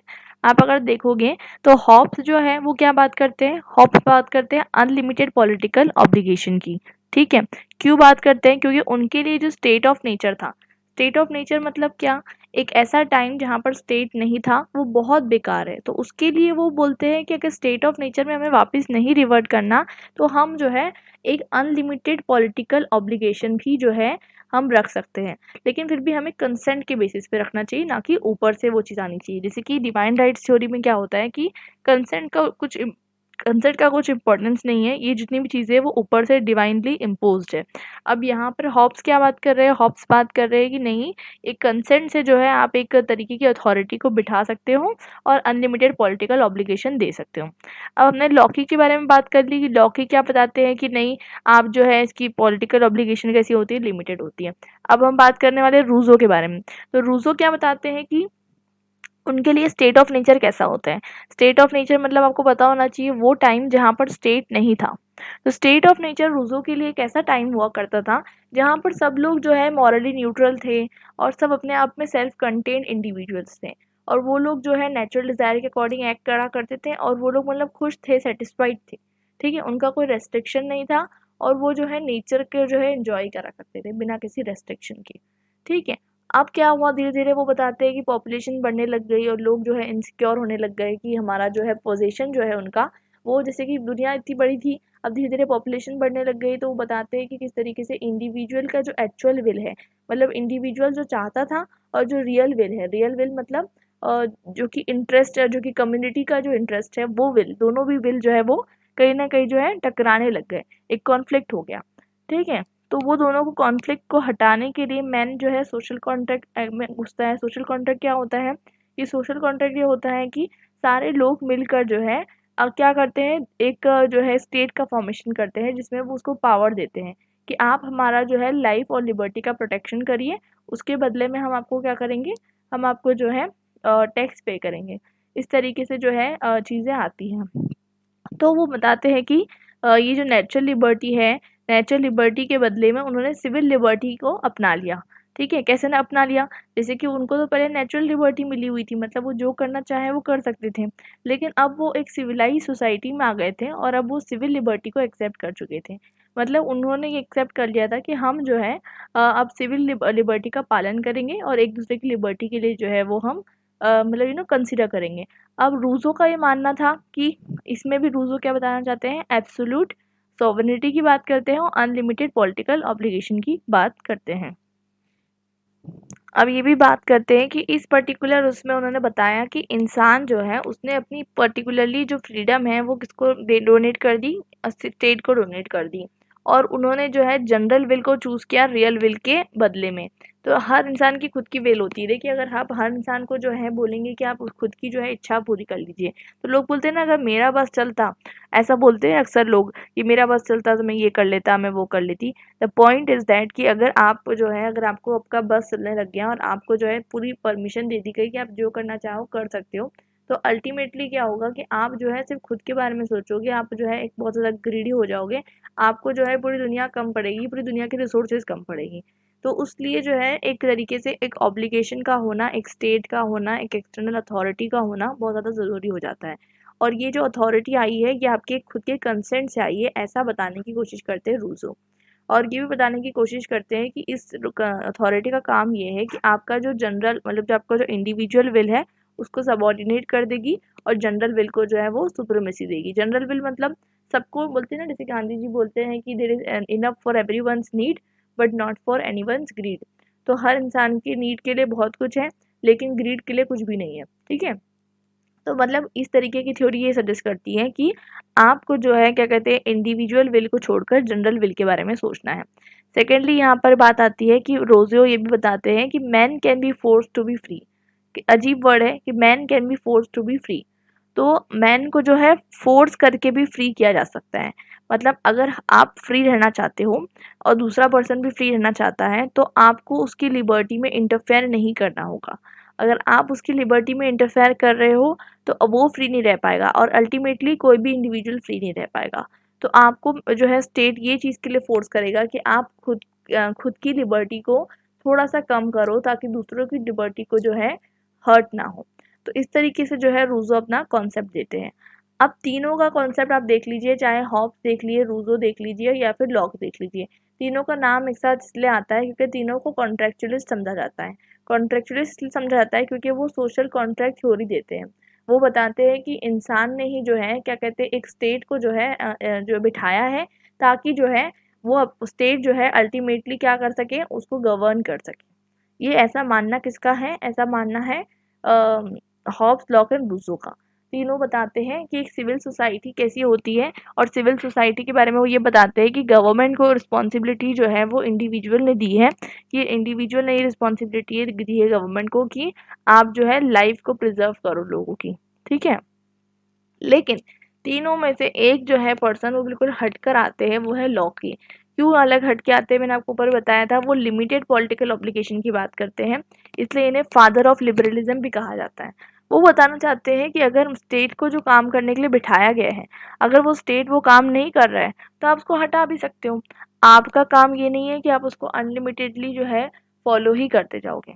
ठीक है, तो अगर आप वो आपके राइट्स के बदले में मतलब अगर आपके राइट्स को वो इन्फ्रिंज कर रहा है तो आप जो है उसको हटा सकते हो। तो लॉकी का मानना ये है। और बाकी दोनों जो है वो अनकंडीशनल कंसेंट और एब्सोल्यूट सॉवरेनिटी की बात करते हैं। और वो बात करते हैं कि हमें वापस स्टेट ऑफ नेचर में नहीं जाना है, तो हमें जो है इसको एक्सेप्ट करना होगा चाहे जैसा भी हो। ठीक है, लेकिन अब आपको बड़ा अच्छा लग रहा होगा कि यार हॉब्स, लॉक एंड रूजो में तो रूजो की सॉरी लॉक की बात बहुत अच्छी है कि हाँ भाई लोग मानेंगे गवर्नमेंट की बात और अगर गवर्नमेंट नहीं सुनेगी तो फिर हम क्या करते हैं, हम जो है क्या कहते हैं गवर्नमेंट को हटा देंगे। इतना सिंपल है। लेकिन इतना सिंपल प्रैक्टिस में नहीं होता। कैसे नहीं होता वो बताती हूँ। अब देखिए ये जो थ्योरीज थी ये 17-18 सेंचुरी में आई, लेकिन आज 21st सेंचुरी में भी हम यही थ्योरी में जी रहे हैं। कैसे? आज हम डेमोक्रेसी में जी रहे हैं। ठीक है, डेमोक्रेसी में हम क्या करते हैं? डेमोक्रेसी में हम हमारा नेता चुनते हैं। ठीक है, नेता आ गया। नेता की हमें हो सकता है कुछ पॉलिसी अच्छी लगती है, कुछ पॉलिसीज नहीं अच्छी लगती है। लेकिन अगर हमें कुछ पॉलिसी अच्छी लगे नहीं लगे तो भी हम उसको 5 साल से पहले नेता को नहीं हटा सकते, राइट? हम जो है हमको जो है बियर करना ही पड़ता है। और आपके पास ये कोई ऑप्शन नहीं होता है कि आप जो है मतलब किसी भी तरीके से जो है स्टेट जो करना चाहता है, मतलब स्टेट ने अगर कोई रूल बना दिया आप उसके अगेंस्ट नहीं जा सकते। अगर आप अगेंस्ट जाते हो तो आपको जो है उसका जुर्माना पे करना पड़ेगा, फाइन पे करनी पड़ेगी, पनिशमेंट आपको जो है उठानी पड़ेगी। तो अल्टीमेटली ये चीज़ हो जाती है कि आप स्टेट के अगेंस्ट नहीं जाते हो। स्टेट ने कोई रूल बना दिया आपको उसको फॉलो करना ही पड़ता है। आप प्रोटेस्ट कर सकते हो लेकिन पीसफुली। अगर आपने थोड़ा वायलेंट प्रोटेस्ट किया आपको पुलिस जेल में डाल देगी। तो ऐसी चीज़ें होती हैं। तो इसलिए यहाँ पर हमको ये देखने को मिलता है कि आज के टाइम में जो डेमोक्रेसी है वो इसी सोशल कॉन्ट्रैक्ट के ऑर्डर पे बेस्ड है कि लोग अपना नेता चुनेंगे, लोग अपनी लिबर्टी किसके हाथों में देना चाहते हैं उसको चुनेंगे और उसके बाद उस पर्सन के हाथों में अपनी लिबर्टी को दे देंगे। लेकिन एक बार लिबर्टी देने के बाद भी हो सकता है कि जो स्टेट है वो हो सकता है कि ना पसंद करें, मतलब स्टेट की कुछ चीज़ें जो है लोगों को पसंद ना आए। लेकिन लोग जो है एटलीस्ट 4 to 5 years तक के नेता को चेंज नहीं कर सकते। ठीक है, और नेता को जब चेंज भी करना हो तो फिर हो सकता है कि जो इंडिविजुअल्स हैं उनको वो जो नेता है वो पसंद ना हो, लेकिन फिर भी उनको जो है उसे कुछ चूज़ करना पड़ रहा हो। हो सकता है कि जैसे कि इंडिया की डेमोक्रेसी छोड़ दीजिए, दूसरी डेमोक्रेसी ले लीजिए, वहाँ वन पार्टी डेमोक्रेसी है। इंडिया में मल्टी पार्टी डेमोक्रेसी है। लेकिन मल्टी पार्टी डेमोक्रेसी होने के बावजूद हमारे पास जो ऑप्शंस होते हैं लीडर्स के, वो जो प्रोमिनेंट लीडर्स के वो अक्सर कम होते हैं। तो इसलिए देखा जा रहा है रिसेंट में ट्रेंड्स है कि लोग जो है नोटा को वोट करते हैं, मतलब नन ऑफ दी अबोव। तो ऐसा मतलब चीज़ें हैं कि इंसान जो है सोशल कॉन्ट्रैक्ट फॉर्म करना चाहता है, अपनी लिबर्टी किसी के हाथ में देना चाहता है, बट उनको अगर ऐसा लगता है कि इसमें से कोई भी लीडर जो है कैपेबल नहीं है, तो वो नोटा को वोट दे देते हैं। एटलीस्ट वो वोट कर रहे हैं। तो सेकेंडली ये बात समझ में आ गई। इसके बाद हम मूव ऑन करते हैं। तो जैसे कि हर थ्योरी के क्रिटिक होते हैं, वैसे इस थ्योरी के भी क्रिटिक है। क्या क्रिटिक है? देखिए, सबसे पहले तो ये बताया जाता है कि ये मानती है कि स्टेट एक आर्टिफिशियल इंस्टीट्यूशन है। मतलब स्टेट को जैसे कि कोई रोबोट होता है वैसा बिठा दिया गया है, और स्टेट का काम है कि सिर्फ आपका जो है लिबर्टी का, लाइफ और लिबर्टी का ध्यान रखना। बल्कि ऐसा नहीं होता है। स्टेट जो होता है अपने आप में एक लिविंग एंटिटी होता है, और स्टेट जो होता है कहीं ना कहीं अपने खुद का फ़ायदा भी देखता है। स्टेट के अगर कोई इंसान आपकी पावर, आपके प्रोटेक्शन, आपकी सब चीज़ें प्रोटेक्ट कर रहा है, लिबर्टी, लाइफ, लिबर्टी सबको प्रोटेक्ट कर रहा है, तो अल्टीमेटली वो चाहेगा कि वो पर्सन को सबसे ज़्यादा जो है बेनिफिट मिले। तो स्टेट जो है कोई आर्टिफिशियल इंस्टीट्यूशन नहीं होता, इसलिए it is bound to corrupt. It's not compulsory that it will be corrupted, but it is bound to be corrupted. ठीक है। सेकेंडली जो कंसेंट का जो कॉन्सेप्ट है कि भाई हमने जो है कंसेंट दिया है, तो ये एक हाइपोथेटिकल चीज़ है। ठीक है। तो हाइपोथेटिकल चीज़ है, मतलब ऐसा कब हुआ? ऐसा तो हमारे सामने कभी हुआ नहीं। ठीक है, कि सब लोग गए और सब लोगों ने मिलकर जो है किसी को चूज़ कर लिया। अगर आप इंडिया के केस में देखिए, तो ब्रिटिशर्स आए, ब्रिटिशर्स को हमने बोला नहीं था कि आप आओ और हम पे रूल करो। ब्रिटिशर्स ने रूल कर लिया। उसके बाद इंडियन लीडर्स थे, उन्होंने क्या किया? उन्होंने गवर्नमेंट बना दी। ठीक है। उसमें भी बहुत सारे लोगों ने वोट किया था, बहुत सारे लोगों ने नहीं किया। सिर्फ 15% लोगों ने वोट किया था, लेकिन गवर्नमेंट तो बन गई। तो दूसरी चीज़ ये आ जाती है, मतलब सारे लोग जो है कहीं ना कहीं इन्वॉल्व नहीं होते हैं, और जो है कुछ पार्ट ऑफ सेक्शन जो है वो जो कि पावरफुल होती है कहीं ना कहीं, वही जो है क्या कहते हैं, आपके ऊपर जो है पावर जो है क्लेम करती है, और फिर वही जो है आपके ऊपर लेजिटिमाइज करती है, गवर्नमेंट जो है आपको लेजिटिमाइज करती है। तो दूसरी चीज़ ये समझ में आ गई कि स्टेट जो है वो ज़रूरी नहीं है कि कोई विल से आया हो, क्योंकि देखिए कोई पर्सन कोई कंट्री में पैदा हो जाता है, ठीक है, तो वो अल्टीमेटली जो है उस कंट्री में पैदा हुआ है, तो उस कंट्री की उसको जो है बातें माननी पड़ेगी।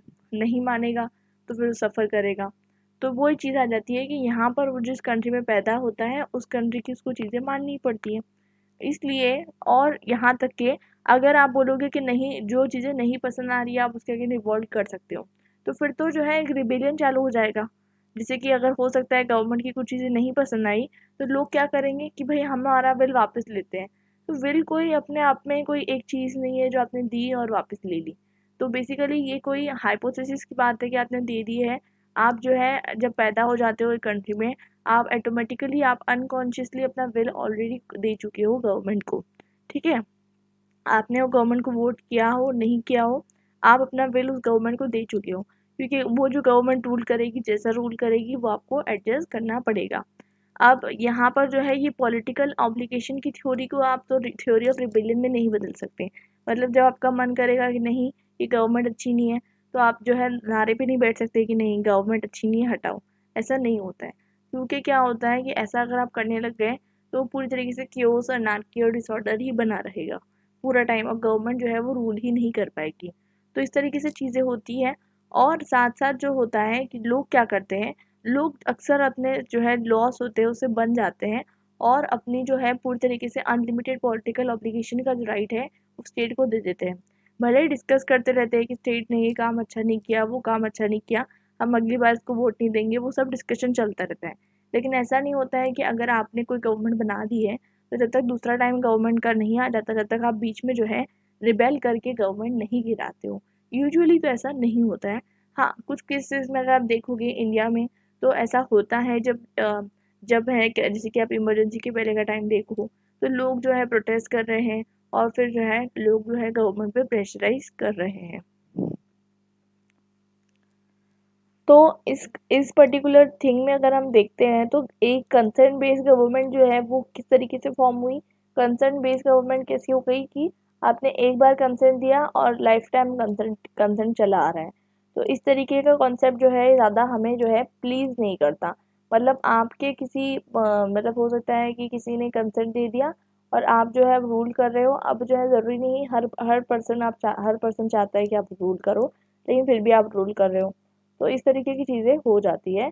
जब आप जो है एक पर्टिकुलर गवर्नमेंट को जो है, अगर आप लिमिटेड पॉलिटिकल ऑब्लिगेशन की बात करते हो, क्योंकि ये सब चीज़ें बहुत ज़्यादा आइडियलिस्ट साउंड होती है, आइडियलिस्ट साउंड होती है, यूटोपियन साउंड होती है कि हाँ बहुत अच्छा है, गवर्नमेंट को हम हटा देंगे अगर गवर्नमेंट अच्छी नहीं रही तो। लेकिन ये सब चीज़ें जितनी अच्छी साउंड करती है, रियलिटी में उतनी अच्छी जो है चीज़ें होती नहीं है, क्योंकि बहुत सारी पॉलिसीज़ गवर्नमेंट की अक्सर ऐसा होता है कि लोगों को अच्छी नहीं लगती और लोग फिर भी जो है उसके लिए काम नहीं कर पाते। और ऐसा भी होता है कि लोग बोलते हैं ना कि भाई मैं तो अगर प्राइम मिनिस्टर होता तो मैं तो ये करता, मैं तो ये करती। अक्सर ऐसा देखा जाता है कि लोग बोलते हैं मैं तो ये करता, मैं तो वो करती, ऐसा करता, वैसा करती। तो बहुत सारी चीज़ें जो है कि है ना, क्या कहते हैं, गवर्नमेंट इस पे काम नहीं कर रही। लेकिन तो गवर्नमेंट के साथ जो है एक तरीके से जो है हमेशा जो है सिटीज़न का जो है एक तरीके से थोड़ी-सी नाराज़गी रहती ही है कि ये काम नहीं हो रहा है, वो काम नहीं हो रहा है। तो वो नाराज़गी तो हमेशा बनी रहती है। इसलिए जो हम कहते हैं कि नाराज़गी बनी रहती है, और नाराज़गी अच्छी भी है, क्योंकि उससे क्या होता है, कहीं न कहीं हमें स्कोप ऑफ इम्प्रूवमेंट मिलते रहता है। लेकिन ये भी बात समझने की है कि अगर आप भी गवर्नमेंट की जगह होते, तो आप भी जो है क्या कहते हैं, कहीं न कहीं you will also tend to get corrupted. और वही चीज़ होती है गवर्नमेंट के साथ।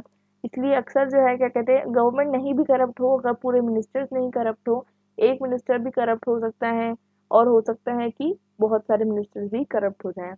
या फिर अगर ब्यूरोक्रेसी करप्ट होने लग जाए तो फिर कितना बड़ा है, क्योंकि ब्यूरोक्रेसी जो होती है वही रिस्पॉन्सिबल होती है कि स्टेट जो भी चीज़ें लेजिटिमाइज कर रहा है, जो चीज़ें फॉर्मुलेट कर रहा है, उसको ग्रास रूट लेवल तक पहुंचाने का काम ब्यूरोक्रेसी का ही होता है। अगर वो करप्ट होने लग जाए तो फिर जो जो पूरी जो पे स्टेट जिस पे खड़ा है, वही ब्रांचेस जो है वो करप्ट हो जाएगी। तो इसी के साथ हमारा ये वाला पार्ट खत्म होता है। अब हम बात करते हैं आइडियलिस्ट थ्योरी के बारे में। अब आइडियलिस्ट थ्योरी, जैसे कि नेम सजेस्ट, एक रियलिस्ट थ्योरी से बहुत हटके होती है। ये बताती है कि हर इंसान की जो मॉरल रिस्पॉन्सिबिलिटी होती है, जैसे कि आप बिलीव कर रहे होगे ना कि अरे हमको इतना स्टेट वेट चाहिए क्यों, हमारे अंदर भी तो मॉरल रिस्पॉन्सिबिलिटी है। आपके हर इंसान के अंदर कॉन्शियन होता है, नेचुरल कॉन्शियन होता है, जो बताता है कि सही और गलत क्या है।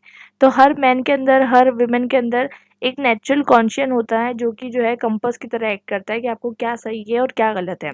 तो जो उसी तरीके से आइडियलिस्ट थ्योरी ये बिलीव करते हैं कि हर पर्सन जो होता है उसका नेचुरल रैशनैलिटी जो होती है वही सोर्स होती है पॉलिटिकल ऑब्लिगेशन का। और मैन क्या होता है, पॉलिटिकल और रैशनल क्रिएचर। ये किसने बताया था, ये अरिस्टोटले की बात है। तो यही अरिस्टोटले और प्लेटो की जो चीज़ें हैं, यही चीज़ों को जो है आगे कैरी करते हैं हेगल। और वो बताते हैं कि जो स्टेट होता है, स्टेट अपने आप में जो है सेल्फ सफिशिएंट कम्युनिटी है, और स्टेट को जो है मतलब स्टेट होना चाहिए। और स्टेट का जो क्या कहते हैं, जो ऑब्लिगेशन है वो भी कैसा होना चाहिए, अनलिमिटेड ऑब्लिगेशन होना चाहिए। और लोगों का काम ये है कि स्टेट को फॉलो करें, क्योंकि वो बताते हैं कि जितनी भी चीज़ें जो हैं वो जैसी हो रही है सोसाइटी में, वो प्लान्ड है, वो गॉड्स प्लान है। तो वो बताते हैं कि हर चीज़ जो है वो गॉड्स प्लान के अकॉर्डिंग हो रही है, और हम जिस तरीके से इवॉल्व होते आ रहे हैं वो सब चीज़ें जो है बिल्कुल ज़्यादा जो है हर चीज़ गॉड्स प्लान के अकॉर्डिंग हो रही है। और वो ये भी बताते हैं कि जो स्टेट है, वो बताते हैं हेगल कि इनकारनेशन है ऑफ द डिवाइन रीजन। मतलब कहीं न कहीं आपको डिवाइन ओरिजिन थ्योरी से थोड़ा-सा रिलेटेड दिख रहा होगा, लेकिन ये डिवाइन ओरिजिन थ्योरी नहीं है। लेकिन फिर भी वो बताना चाहते हैं एक बहुत ज़्यादा आइडियलिस्ट थ्योरी के बारे में, जो बताना चाहते हैं कि जितनी भी चीज़ें हैं वो सब प्लान्ड है, और आपको जो है स्टेट जो बना है उसको आपको उसको फॉलो करना है। अगर आप स्टेट को फॉलो कर रहे हो, आपको स्टेट को फॉलो करना चाहिए। और आपको जो है क्या कहते हैं, अगर आप स्टेट को फॉलो कर रहे हो तो ही जो है आप सही रास्ते पे चल रहे हो, और कोई भी तरीके का जो है आइडियाज़ का डिफरेंस नहीं होना चाहिए बिटवीन स्टेट एंड इंडिविजुअल। और साथ साथ अगर स्टेट की बात मानेगा इंडिविजुअल, तो ही जो है उसका डेवलपमेंट कर पाएगा, और स्टेट का बात मानना ही जो है पॉलिटिकल ऑब्लिगेशन है। तो ये चीज़ें प्लेटो और अरिस्टोटल के टाइम से चली आ रही थी, तो इसको जो है वो हेगल जो है वो आगे बढ़ाते हैं। और वो बताते हैं कि एक और चीज़ है कि स्टेट और गवर्नमेंट के बीच में कोई भी तरीके का डिस्टिंक्शन नहीं करते, वो स्टेट भी उनके लिए वही है, गवर्नमेंट भी उनके लिए वही है। अब टी.एच. ग्रीन जो है बाद में आते हैं। टी.एच. ग्रीन आपको देखने को मिलेगा पॉजिटिव लिबर्टी के भी जो है फाउंडर माने जाते हैं। तो फाउंडर नहीं, मतलब one of the key proponent माने जाते हैं। तो टी.एच. ग्रीन जो है वो बताते हैं कि गवर्नमेंट जो है अनकंडीशनल और एब्सोल्यूट ओबीडियंस की बात नहीं कर सकती, ठीक है। वो बताते हैं कि इंडिविजुअल जो है वो स्टेट और गवर्नमेंट को जो है एलिगेंस नहीं पे करता, ना बल्कि सोसाइटी को पे करता है। मतलब जो पर्सन है वो सोसाइटी को रिस्पॉन्सिबल है, सोसाइटी के लिए रिस्पॉन्सिबल है, ना कि गवर्नमेंट के लिए रिस्पॉन्सिबल है। तो आप जो है सोसाइटी के प्रति अच्छा रहो, ना कि गवर्नमेंट के प्रति अच्छा रहो, ठीक है। वो ये बताते हैं कि वो एक्शन जो कि वही एक्शन जो है उसी को ऑब्लिगेशन बनाना चाहिए जिसका कुछ मॉरल बेसिस हो। मतलब जो मॉरल बेसिस के बिना किसी भी चीज़ को जो है ऑब्लिगेशन आप नहीं बना सकते। ठीक है। तो कहीं न कहीं यहाँ पर लिमिटेड पॉलिटिकल ऑब्लिगेशन की बात हो रही है और साथ-साथ वो ये बता रहे हैं कि हम जो है क्या कहते हैं, हर इंसान जो होता है मेन एंड वुमेन, वो सेल्फ कॉन्शियस ह्यूमन बीइंग होता है, मतलब हर इंसान रैशनल होता है। जैसे कि लॉकी बताते हैं कि हर इंसान जो है रैशनल होता है, वैसे टीएच ग्रीन बताते हैं कि हर इंसान रैशनल होता है और वो अपने आपस में जो है क्या कहते हैं गुड्स को देख लेगा या उसके लिए क्या भला है और क्या बुरा है, और कॉमन गुड की बात करते हैं वो, ठीक है। और वो अपनी जो है बुक के अंदर लिखते हैं in his lecture on the principle of political obligation, उसमें लिखते हैं, वो बताते हैं कि स्टेट का काम क्या है। स्टेट का काम है वो गुड को फैलाना जो कि इंडिविजुअल समझते हैं कि वो गुड है, ठीक है। और कॉमन गुड ही जो है क्या होता है, गाइडिंग फोर्स होता है। और वो ये भी एक्सेप्ट करते हैं कि आप जो है इंडिविजुअल जो है वो डिसओबे कर सकते हैं गवर्नमेंट को, और वो बताते हैं कि इस डिसओबे करने से जो है, अगर मतलब स्टेट जो है वो चीज़ को फुलफिल नहीं कर रहा है तो उसको डिसओबे भी कर सकते हैं। तो टीएच ग्रीन का नाम कहाँ पर आपको देखने को मिलता है, पॉजिटिव लिबर्टी में देखने को मिलता है। और वो मतलब बात करते हैं, एक तो बहुत ज़्यादा आइडियलिस्ट थ्योरी है, क्योंकि देखिए ऐसा होता नहीं है। उनके अकॉर्डिंग वो बताना चाहते हैं कि हर इंडिविजुअल क्या चाहता है, हर इंडिविजुअल आपस में बहुत ज़्यादा कोऑपरेट करके और कॉमन गुड के लिए काम करता है, ना कि सेल्फिश गुड के लिए काम करता है, बल्कि ऐसा होता नहीं है। सोसाइटी में हर इंसान आज के टाइम में जो है खुद के लिए काम कर रहा है, सेल्फिश ह्यूमन बींग होते जा रहे हैं, ठीक है। लेकिन उनके अकॉर्डिंग एक आइडियलिस्ट थ्योरी है कि हर इंसान खुद के गुड के लिए काम कर रहा नहीं है, बल्कि कॉमन गुड के लिए काम कर रहा है। तो ये बहुत ज़्यादा आइडियलिस्ट बात हो गई। दूसरी चीज़ वो बताते हैं कि कॉमन गुड को रियलाइज़ करके ही जो है हर इंसान अपनी ड्यूटी भी पूरी कर सकता है, ठीक है। और साथ-साथ वो ये बताते हैं कि अ, उम, एक तो अनकंडीशनल जो है, वो बोलते हैं कि अनकंडीशनल एलिगेंस नहीं है होना चाहिए गवर्नमेंट की टुवर्ड्स दी, मतलब गवर्नमेंट जो है वो ये नहीं बोलना चाहिए कि आपको अनलिमिटेड पॉलिटिकल ऑब्लिगेशन करनी होगी, ये प्रजा को वो नहीं बोल सकते। सबसे इम्पोर्टेंट चीज़ तो ये तो मतलब वो जैसे कि पहले के जो रूल थे, जैसे कि हॉब्स और रूसो, वो बता रहे थे कि अनलिमिटेड पॉलिटिकल ऑब्लिगेशन, तो वैसा नहीं है, ग्रीन उसको नहीं सपोर्ट करते। और साथ साथ जो है आइडियलिस्ट थ्योरी बोलते हैं ग्रीन। लेकिन इसके अलावा जो हमारे एक और स्कॉलर है, हमने अभी पढ़ा, जिनका नाम था, एक सेकेंड, हैगल, सॉरी, तो हैगल जो है वो बताते हैं कि जिस तरीके से हैगल भी आइडियलिस्ट थ्योरी के प्रोपोनेंट है, वो ये बताते हैं कि जो स्टेट है उसको आपको कैसा मानना पड़ेगा, अनलिमिटेड पॉलिटिकल ऑब्लिगेशन। लेकिन ये जो है वो लिमिटेड पॉलिटिकल ऑब्लिगेशन की बात कर रहे हैं। अब टीएच ग्रीन के जैसे जो है हैरोल्ड लास्की बताते हैं कि हमें अनकंडीशनली ओबे नहीं करना पड़ेगा गवर्नमेंट को। तो आप बोलोगे अनकंडीशनली ओबे नहीं करना पड़ रहा है तो सोशल कॉन्ट्रैक्ट थ्योरी हो गई। लेकिन वो है ना, क्या कहते हैं, सोशल कॉन्ट्रैक्ट थ्योरी से इसलिए अलग है ये चीज़ें, क्योंकि ये कंसेंट पे ही बेस्ड है, ठीक है, ये कंसेंट पे बेस्ड है। बट ये इसलिए आइडियलिस्ट थ्योरी मानी जा रही है क्योंकि ये बहुत ज़्यादा वेग है, बहुत एब्स्ट्रैक्ट है। बहुत ज़्यादा ऐसी चीज़ें हैं, जैसे कि मैंने आपको बताया ना कि ये बहुत ज़्यादा वेग होती है। भले ही ये कंसेंट पे बेस है, लेकिन ऊपर वाली जो थ्योरीज थी वो थोड़ी-सी क्या थी, आप देख सकते हो कि थोड़ी-सी जो है, आप देख सकते हो कि थोड़ी-सी पॉसिबल, थोड़ी-सी रियलिस्टिक दिख रही होगी। लेकिन नीचे वाली थ्योरीज जो है, हैरोल्ड लास्की, टीएच ग्रीन जो बता रहे हैं, वो अनरियलिस्टिक थ्योरीज हैं। तो वो अनरियलिस्टिक थ्योरी वो बता रहे हैं कि हर इंसान जो है अब खुद मतलब खुद के लिए काम नहीं करेगा, सबके लिए काम करेगा, इस तरीके की चीज़ें बता रहे हैं। तो इस तरीके की चीज़ें जो है वो पॉसिबल नहीं होती हैं। और हैरोल्ड लास्की जो है स्टेट और गवर्नमेंट के बीच में जो है एक तरीके की डाइकोटोमी, मतलब डाइकोटोमी क्रिएट करते हैं कि मतलब दोनों चीज़ें अलग-अलग हैं। और साथ-साथ वो बताना चाहते हैं कि अगर गवर्नमेंट चाहती है कि स्टेट सिटीजन उसको पूरी तरीके से ओबे करें, तो उसको पूरा काम करना पड़ेगा। पूरा काम मतलब उसका जो वेलफेयर है, जो कि स्कूल, कम्युनिटी और एसोसिएशन जो है, जैसे कि चर्च वगैरह, उन सब से कम्पीट करके उसको सबसे ज़्यादा वेलफेयर प्रोवाइड करना पड़ेगा। अब आइडियलिस्ट थ्योरी को बहुत ज़्यादा क्रिटिसाइज़ इसलिए किया गया है, उसका क्रिटिक इमर्ज होकर आता है क्योंकि ये बहुत एब्स्ट्रैक्ट थ्योरी से, मैंने आपको बताया, ये मेटाफिजिकल लेवल पे बात करती है कि आपको समझ में नहीं आएगा। एक नॉर्मल ह्यूमन बीइंग जो है इसको समझ नहीं सकता। मतलब ये है कि वो बात करती है कि हर चीज़ जो है वो प्लान्ड मैनर में हो रही है, हर चीज़ जो है वो गॉड्स विल से हो रही है, जैसे कि बताते हैं हमारे हैगल। वो बताते हैं कि हर चीज़ जो है वो क्या कहते हैं, प्लान्ड है, और जो-जो चीज़ें चली आ रही है, आपको उसको फ़ॉलो करना है अनलिमिटेड पॉलिटिकल ऑब्लिगेशन में।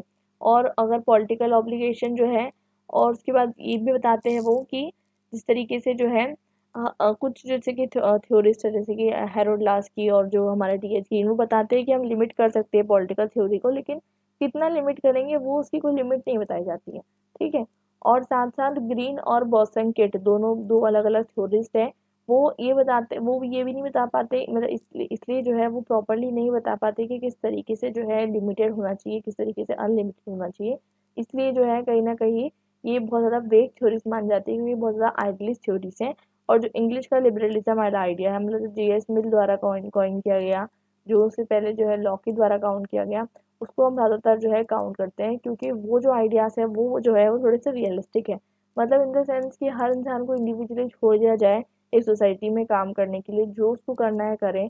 हो सकता है थोड़ा सा वो कुछ खराब भी कर सकता है, थोड़ा कुछ अच्छा भी कर सकता है, लेकिन उसकी लाइफ को कंट्रोल नहीं किया जाता। और स्टेट जो है वो सिर्फ और सिर्फ उसी मैटर्स में उसको जो है बताती है कि आपको जो है कंट्रोल करना है अपने आप को, जो मैटर्स उस दूसरे पर्सन को हर्ट कर सकते हैं।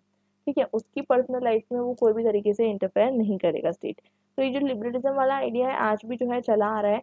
आज आप देखोगे इंडिया में देख लो, बहुत सारी जगह पे आपको देखने को मिलेगा कि लिबरलिज्म मतलब हर इंसान अपने तरीके से लाइफ जी रहा है, जिसको जो करना है वो कर रहा है, कोई किसी को मना नहीं कर सकता, जिसको जो करना है वो कर रहा है।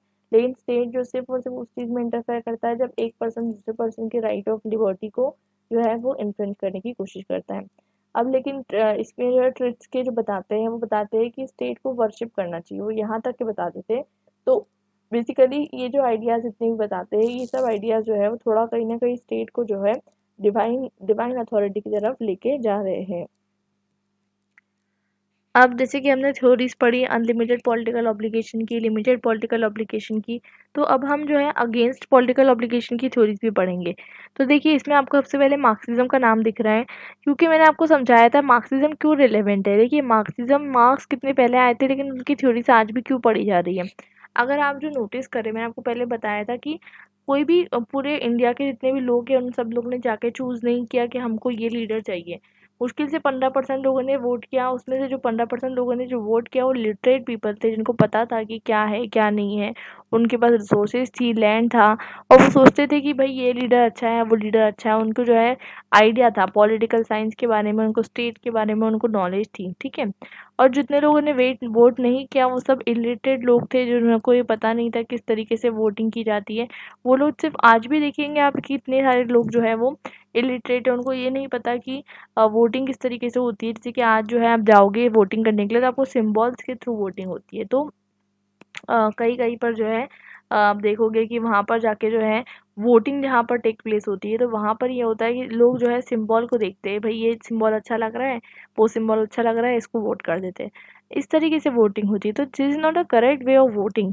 ठीक है, और यहाँ तक कि लोग जो है क्या कहते हैं, उन लोगों को जहाँ पर जिस तरीके से बूथ कैप्चर किए जाते हैं, तो वहाँ पर तो लोगों को पैसे दिया जाता है, आप ये पर्टिकुलर निशान पे जो है क्या कहते हैं दबा कर आना, हम लोग जो है क्या कहते हैं आपको 2,000 रुपये दे देंगे।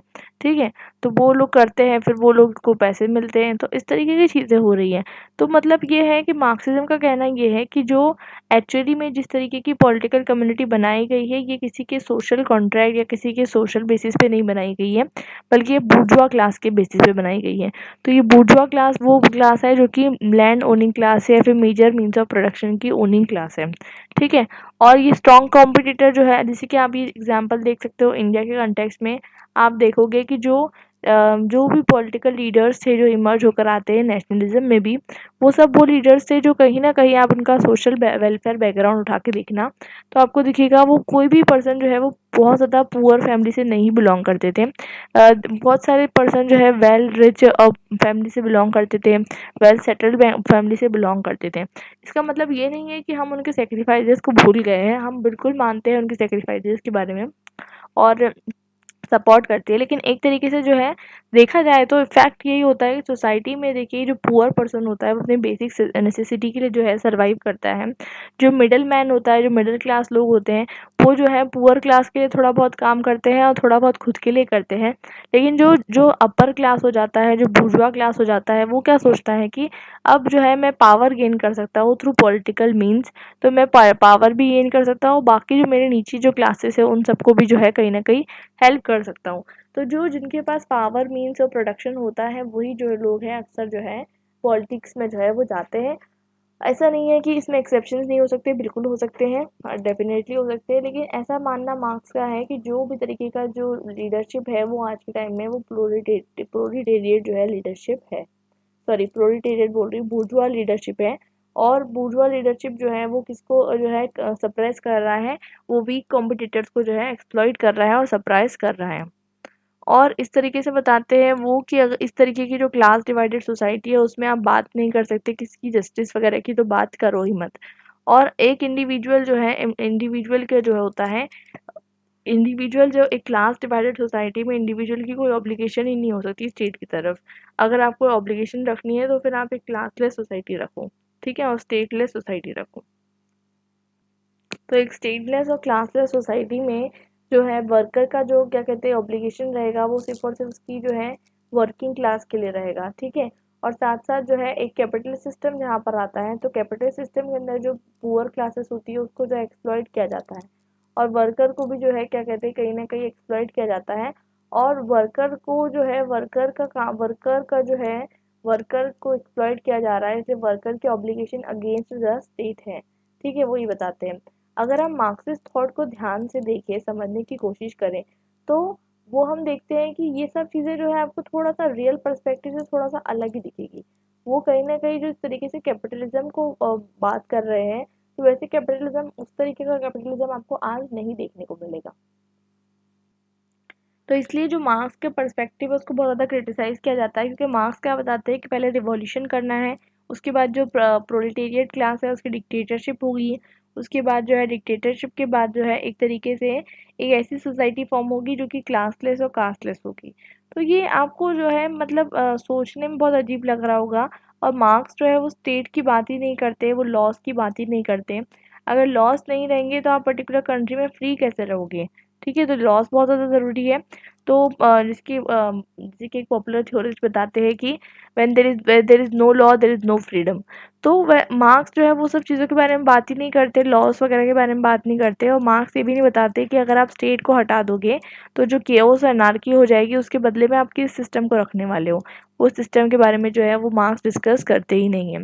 तो इसलिए जो है कि कहीं ना कहीं जो पुराने सिस्टम होते हैं उसको डिस्ट्रॉय करना आसान हो जाता है, लेकिन नया सिस्टम क्रिएट करना बहुत मुश्किल हो जाता है। अगर नया सिस्टम क्रिएट नहीं करेंगे तो क्या होगा, एक तरीके से हो सकता है डिक्टेटरशिप आ जाए, ठीक है। तो फिर वो जो है जस्टिफाइड नहीं होगी चीज़ें, लेकिन मार्क्स जो है उसको एक्सप्लेन करने के लिए जो है एक्सप्लेन नहीं कर पाते कि जो आगे की चीज़ क्या होगी। चलो ठीक है, मान लिया कि प्रोलिटेरिएट ने जो है रिवॉल्ट कर दिया, लेकिन उसके बाद क्या, उसके बाद किस तरीके का स्टेट फॉर्म होगा, क्लासलेस स्टेट किस तरीके से फॉर्म होने वाला है, कौन जो है इसको रेगुलेट करेगा, कौन चेक करेगा कि कौन किसका राइट जो है वो कहीं ना कहीं एक्सप्लॉइट नहीं कर रहा है। तो स्टेट की तो ज़रूरत पड़ेगी। तो ये सब चीज़ें जो है मार्क्स जो है वो एक्सप्लेन नहीं कर पाते, इसलिए इनकी जो थ्योरी है उसको जो है कहीं ना कहीं बहुत ज़्यादा क्रिटिसाइज भी किया जाता है। अब हम बात करते हैं एनार्किस्ट व्यू के बारे में। तो एनार्किस्ट का तो जैसे नाम ही पता है आपको, एनार्किस्ट का मतलब जो होता है डिराइव होता है एनार्को से। एनार्को का मतलब होता है विदाउट रूल। तो विदाउट रूल मतलब एक ऐसी सोसाइटी जहाँ पर कोई रूल नहीं कर रहा हो, स्टेटलेस सोसाइटी हो, मतलब बिना गवर्नमेंट की। तो एनार्किस्ट को अक्सर जो है पॉलिटिकल स्पेक्ट्रम में अल्ट्रा लेफ्ट में रखा जाता है, इसको अल्ट्रा लेफ्ट विंग बोला जाता है, ठीक है। जैसे कि मैंने आपको एक बार बताया था, मैं आपको एक वीडियो लेकर आऊँगी जिसमें मैं आपको समझाऊंगी कि राइट और लेफ्ट विंग क्या होता है। तो आपने सुना होगा कुछ सेंट्रिस्ट चैट होते हैं, कुछ राइट विंग्स होती है, कुछ लेफ्ट विंग्स होती है। राइट विंग्स जो होती है वो अक्सर क्या होती है कि थोड़ी सी कंजर्वेटिव होती है, जो एग्जिस्टिंग पॉलिटिकल ऑर्डर चला आ रहा है उसको चले आने को बोलते हैं राइट विंग। और लेफ्ट विंग जो होती है वो थोड़ी ज़्यादा ही रेडिकल होती है, वो क्या चाहती है कि आप जो है क्या कहते हैं बिल्कुल जो है उसमें चेंजेस लाओ, ठीक है। तो अलग अलग तरीके के जैसे लिबरलिज्म, मार्क्सिज्म, एनार्किज्म और बाकी सारी जितनी भी आइडियोलॉजीज है, फेमिनिज्म, ये सब जो है कहीं ना कहीं जो इस पर्टिकुलर जो है फ्रेमवर्क में आती है, ठीक है। अब बाद में जाके एक और चार्ट लेकर आए थे लोग, उसको जो है ग्राफ के फॉर्म में लाए थे, जिसमें राइट और लेफ्ट नहीं बल्कि पूरी तरीके से ग्राफ का जो है कोऑर्डिनेट बना दिया गया था, ठीक है। तो अब देखिए अगर हम इस पर्टिकुलर स्केल की बात करते हैं तो इस पर्टिकुलर स्टेट में जो स्केल में जो है एनार्किज्म जो है वो अल्ट्रा लेफ्ट विंग में आता है। क्यों आता है एक्सट्रीम लेफ्ट में, क्यों आता है, क्योंकि ये बहुत ज़्यादा रेडिकल बात करते हैं। ये बात करते हैं कि स्टेट को हटा दो, एक ऐसी सोसाइटी बना दो जहाँ पर सब लोग खुशी खुशी रह रहे हो, पीसली रह रहे हो, हैप्पीली रह रहे हो। देखिए स्टेट नहीं रहेगा तो किस तरीके से रह पाएंगे वो नहीं बताते हैं। अब जैसे कि इसमें जोसेफ प्रूडो आ गए, पीटर कॉपर्टकिन आ गए, और वो बताते हैं कि स्टेट जो है अननेसेसरी भी है और इविल भी है, तो कोर्सिव एंटिटी है, इसलिए इसलिए जो है वो इलेजिटिमेट है और उसको हटा देना चाहिए। और वो सिर्फ और सिर्फ करप्ट सोसाइटी है। हो सकता है जहाँ पर वो रह रहे हो उन लोगों ने कुछ चीज़ें ऐसी एक्सपीरियंस की हो कि इस तरीके की थ्योरी सजेस्ट की हो, लेकिन ऐसी थ्योरी मतलब पॉसिबल है क्या, वो भी जो है हमें सोचना पड़ता है। अब जस्टिस के लिए वो क्या करने का बोलते हैं, जस्टिस के लिए वो क्या करते हैं, जस्टिस के लिए इंसान जो है स्टेट को रखता है कि अगर आप 2 जन झगड़ रहे हो तो आप तीसरे के पास जाओ जस्टिस के लिए। लेकिन अगर आपके पास जस्टिस करने के लिए कोई नहीं रहेगा तो फिर आपको एक तरीके का सेटअप बिठाना पड़ेगा जिसमें आप म्यूचुअल कोऑपरेशन से जस्टिस करोगे, ठीक है। कोई तो जस्टिस करेगा ना, और कोई ना कोई जस्टिस करेगा तो फिर वो जो है अथॉरिटी कहीं ना कहीं जो है वो थोड़ी सी पावरफुल हो जाएगी, वो करप्ट भी हो सकती है, ठीक है। वो सारी चीज़ों के बारे में एनार्किस्ट जो है डिस्कस नहीं करते। तो एनार्किज्म जो है कहीं भी जो है एस्टेब्लिश नहीं हुआ है कि एक जगह पे पीसफुली लोग रह रहे हैं without any sort of state, ठीक है। अब बात करते हैं गांधीयन पर्सपेक्टिव की। गांधी जी का आपको बहुत अच्छे से पता होगा, तो इंडियन नेशनल मूवमेंट में सिविल डिसोबीडियंस की बातें होती हैं, ठीक है। सिविल डिसोबीडियंस की बातें डिस्कस होती है। सिविल डिसोबीडियंस मूवमेंट जो है गांधी जी लॉन्च करते हैं। तो सिविल डिसोबीडियंस मतलब क्या होता है कि सिविल डिसोबीडियंस के अंदर क्या करते हैं गांधी जी, जो सॉल्ट लॉ होता है उसको ब्रेक करते हैं। वो बताते हैं कि बिल्कुल ख़राब लॉ है, अनजस्ट लॉ है, और जो अथॉरिटी है वो भी अनजस्ट है जो ब्रिटिशर्स की, तो हम इसको अपोज करेंगे। तो यहाँ पर क्या बात आ गई, लिमिटेड पॉलिटिकल ऑब्लिगेशन की बात आ गई। लेकिन अगर आप ध्यान से देखो तो आप बोल सकते हो कि आप गवर्नमेंट के अगेंस्ट जा रहे हो। अगर आपको गवर्नमेंट के लॉस अच्छे नहीं लग रहे हो तो आप गवर्नमेंट के अगेंस्ट जा रहे हो। तो गवर्नमेंट के अगेंस्ट अगर आप जा रहे हो तो कहीं ना कहीं आप जो है जो ऑब्लिगेशन है पॉलिटिकल ऑब्लिगेशन के अगेंस्ट जा रहे हो। इसलिए यहाँ पर जो गांधीयन आइडियोलॉजी दी गई है ये थ्योरी दी गई है अगेंस्ट दी पॉलिटिकल ऑब्लिगेशन। तो आप क्या कह सकते हो कि गांधी जी भी एक तरीके के अनार्किस्ट थे। तो कहा जा सकता है कि गांधी जी एक टाइप के अनार्किस्ट थे, एक अलग डिबेट है वो, जिसमें हम कहते हैं कि गांधी जी जो है वो लियो टॉल्स्टॉय की तरह जो है एक पैसिफिस्ट अनार्किस्ट जो है। पैसिफिस्ट अनार्किस्ट मतलब जो होते हैं कहीं ना कहीं वो एक स्टेट को जो है बिलीव नहीं करते। लेकिन गांधी जी का थोड़ा पर्सपेक्टिव थोड़ा सा अलग था। उनका मानना ये था कि स्टेट है, लॉ है, उनको जो है वो उसको जो है इम्पोर्टेंट है।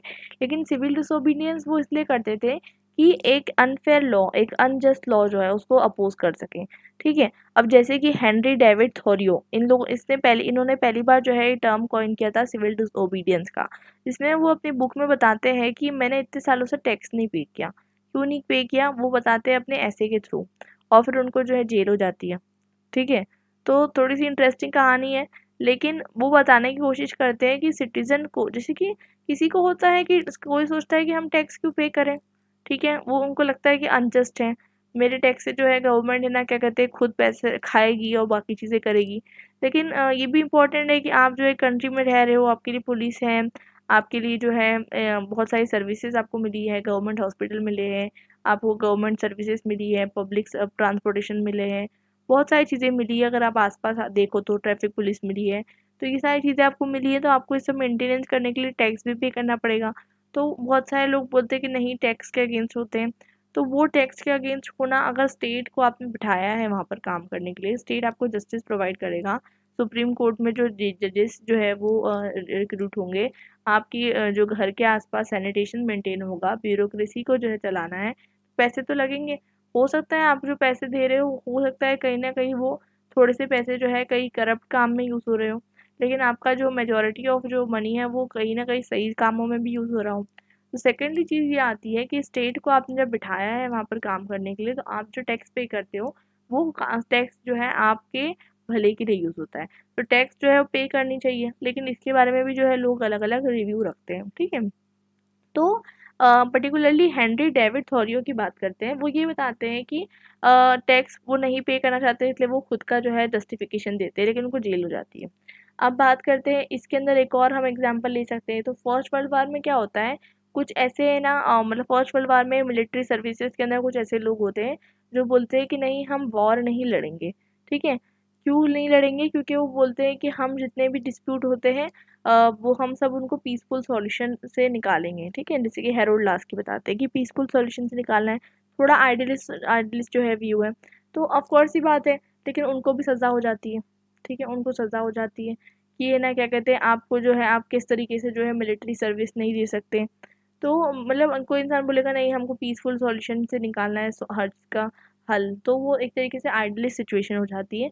लेकिन ये भी बात सही है कि जितना हो सके, जितना पॉसिबल हो, हमेशा से जो है पीस को जो है हमेशा जो है और नॉन वायलेंस को जो है प्रायोरिटी देना चाहिए।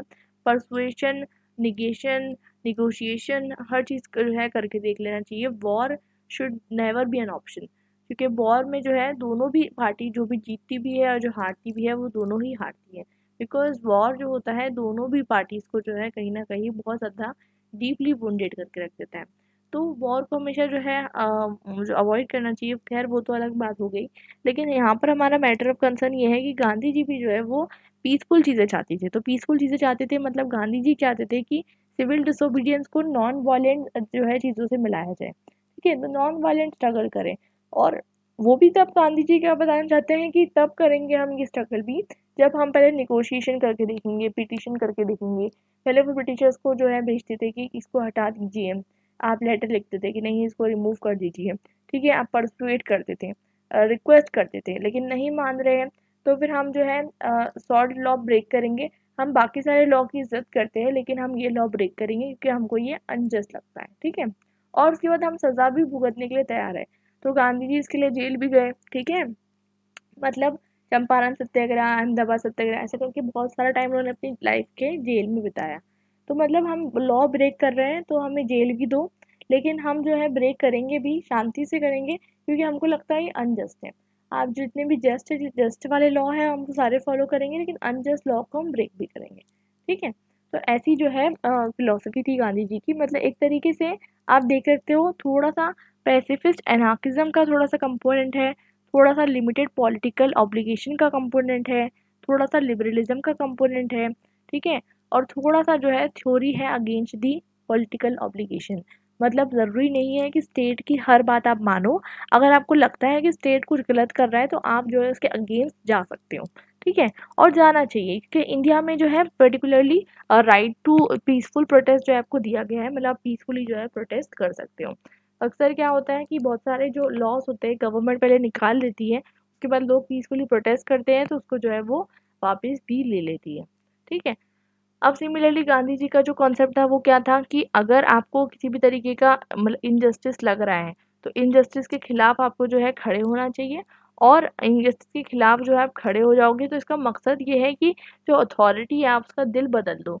ये नहीं है कि आप अथॉरिटी को जो है हटा दो, बल्कि आप अथॉरिटी का जो है हार्ट मेल्ट कर दो कि नहीं भाई लोग इतना बोल रहे हैं तो फिर हम मान लेते हैं। ठीक है, तो कहीं न कहीं जो सिविल डिसोबीडियंस है वो एक तरीके से तभी यूज़ होना चाहिए जब अथॉरिटी जो है बहुत ज़्यादा ऑटोक्रेटिक हो रही है या फिर कोई अनजस्ट गवर्नमेंट है, क्योंकि उस टाइम पे तो जो गवर्नमेंट थी वो किसकी थी?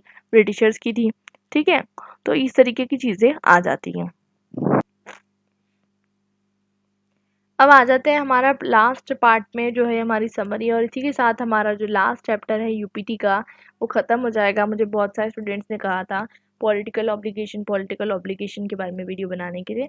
तो फाइनली ये वीडियो जो है हमारा ख़त्म होने आया है, और आई होप आपको जो है पूरा का पूरा जो यूपीटी है वो क्लियर हो चुका हो। यूपीटी में जो भी डाउट है अंडरस्टैंडिंग पॉलिटिकल थ्योरी में वो आप मुझे कमेंट करके ज़रूर बता सकते हैं। अब हम इसकी समरी पढ़ लेते हैं। इसके नोट्स भी मैंने जो है अपलोड कर चुके हैं ऑन माई टेलीग्राम चैनल, आप वहाँ से एक्सेस कर सकते हैं। टेलीग्राम चैनल की ज्वाइन करने की लिंक आपको डिस्क्रिप्शन बॉक्स में मिलेगी, वहाँ से आप टेलीग्राम चैनल ज्वाइन करना। वहाँ से आपको जो है उस ग्रुप पे जो है आपको यूपीटी के, सीएनआई के और ट्रिपल आईपीटी के नोट्स मिल जाएंगे। और सैक वैक और एईसी भी जो है वो सीरीज में जल्दी ही स्टार्ट करने वाली हूँ। ठीक है, अभी हम समरी समझ लेते हैं। तो अभी तक के हमने ये समझा कि जो पॉलिटिकल ऑब्लिगेशन होती है ये लीगल ऑब्लिगेशन से थोड़ा डिफरेंट होती है। ठीक है, लीगल ऑब्लिगेशन क्या होती है? जो आपके लॉस होते हैं, कस्टम्स होते हैं, बाय लॉस होते हैं, जो आपके कॉन्स्टिट्यूशन में या फिर जो आपके आईपीसी में, इंडियन पेनल कोड में इंस्क्राइब्ड है कि आपने ये करा तो आपको ये सज़ा होगी।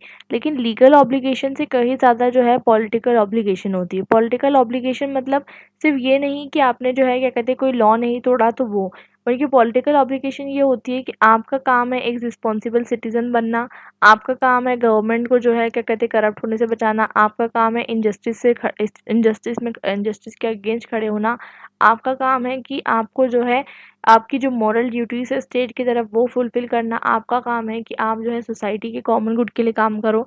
तो पॉलिटिकल ऑब्लिगेशन का जो स्पेयर है वो कई ज़्यादा बड़ा है as compare to the particularly legal obligation. Legal obligation मतलब क्या होता है कि जो लीगल स्ट्रक्चर बनाया गया है आप उसकी इज्जत करो और को फॉलो करो, लेकिन पॉलिटिकल ऑब्लिगेशन कहीं ज़्यादा होता है उससे। सेकेंडली यहाँ पर ये बात आती है कि अगर पॉलिटिकल ऑब्लिगेशन की बात करें तो पॉलिटिकल जस्टिस की बात करते हैं हम। तो पॉलिटिकल जस्टिस एक ऐसा कॉन्सेप्ट है जो ना लॉ में आता है ना एथिक्स में आता है, दोनों के बीच में आता है। अब लॉ एंड एथिक्स की कहानी क्या है? तो लॉ क्या होता है आपको पता है? कानून। एथिक्स मतलब क्या होता है? सही और गलत। तो कानून और सही और गलत दोनों के बीच में जो है वो क्या आता है, हमारा जस्टिस आता है। तो हो सकता है कुछ चीज़ें सही हो या और कुछ चीज़ें गलत हो, जो भी हो सकता है। तो हमें दोनों चीज़ों को मेंटेन करते हुए एक तरीके से पॉलिटिक्स को जो है फ्रेम आउट करना पड़ता है, क्योंकि पॉलिटिक्स में जो है बहुत सारे लोग इन्वॉल्व होते हैं, बहुत सारी पावर्स इन्वॉल्व होती हैं, और लोग जो है कहीं ना कहीं जो है वोट करते हैं। लोग जो है क्या चाहते हैं कि अल्टीमेटली उनको जस्टिस मिले। तो जस्टिस को इंश्योर करने के लिए आपको एथिक्स को भी देखना पड़ता है। एथिक्स को नहीं देखोगे तो बिना मॉरलिटी के जस्टिस किस बात का, और जहाँ पर जस्टिस नहीं बात का तो लॉस किस काम के। तो लॉस और एथिक्स के बीच में जो है जस्टिस, पॉलिटिकल जस्टिस जो है उसके बीच में लाई करता है। तो आपको ये भी देखना पड़ता है कि लॉस क्या है और सही क्या है, ठीक है। हो सकता है कि कुछ ऐसी लॉज भी हो इंडिया में जिसकी आपको जो है लिबर्टी दी गई हो, ठीक है, लेकिन हो सकता है वो चीज़ें सही ना हो सकता है, डेफ़िनेटली हो सकता है, ठीक है। तो वो आपको बहुत ध्यान से जो है चीज़ों को देखना पड़ता है कि हर लॉज़ की आपको लिबर्टी दी गई है, वो क्या सही है आपके लिए या सही नहीं है, वो भी जो है इम्पॉर्टेंट है। और दोनों चीज़ों को कंसीडर करते हुए जो है आपको जो है पॉलिटिकल जस्टिस की बात करनी होती है। तो हमने इस चैप्टर में जो है ऑब्लिगेशन के बारे में पढ़ा, किस तरीके से पॉलिटिकल ऑब्लिगेशन जो है वो ज़्यादा इम्पॉर्टेंट होती है और ज़्यादा पनिशिंग होती है, क्योंकि बाकी सारी ऑब्लिगेशन डिमांडिंग तो होती है, लेकिन सबसे ज़्यादा डिमांडिंग ये होती है क्योंकि आप जब पुलिस वाले को देखते हो, जब वो ट्रैफिक पे खड़ा होता है, आप भागते हो जल्दी से, अगर आपने ट्रैफिक सिग्नल तोड़ दिया है, आपको पता है फाइन लग जाएगी या फिर आपको पता है कि दूसरी सारी प्रॉब्लम हो जाएगी। तो ये सारी चीज़ें जो होती है कि हम जो है क्या कहते हैं, कहीं न कहीं जो एक इमीडिएट हमारे को जो डर होता है कि हमारी जो लिबर्टी है वो इन्फ्रिंज हो जाएगी, हमें जेल में डाल दिया जाएगा या ऐसा कुछ भी। तो वो सारी चीज़ें जो है हम उससे डरते हैं और कहीं न कहीं हम उसकी तरफ एक्ट करते हैं पॉलिटिकल ऑब्लिगेशन की तरफ। और साथ-साथ जो है दूसरी ऑब्लिगेशंस भी हमारी होती है, लेकिन पॉलिटिकल ऑब्लिगेशन की तरफ एक्ट करते-करते जो है कहीं न कहीं हमारी दूसरी ऑब्लिगेशन जो है हमें कॉम्प्रोमाइज़ करनी पड़ती है। लेकिन साथ में हमारा ये भी काम है कि अगर कोई अनजस्ट लॉ जो है स्टेट पास कर रहा है, तो हमें उसके खिलाफ जो है अपोज़ करके आवाज़ उठानी चाहिए, लेकिन पीसफुली। किसी भी तरीके का किसी को भी डैमेज नहीं पहुँचना चाहिए। ठीक है? अब यहाँ पर जो है यहाँ तक हमारा डिस्कशन हो चुका है ख़त्म। अब हम मिलते हैं हमारे नेक्स्ट वीडियो में। हमारा यूपीटी जो है ख़त्म हो चुका है। बाकी सारे वीडियो सीएनआई और ट्रिपल आईपीटी के भी मैं अपलोड कर चुकी हूँ। कुछ चैप्टर्स बचे हैं वो जल्दी ही मैं कवर कर लूँगी। तो मिलते हैं नेक्स्ट वीडियो में। Till then bye and happy learning.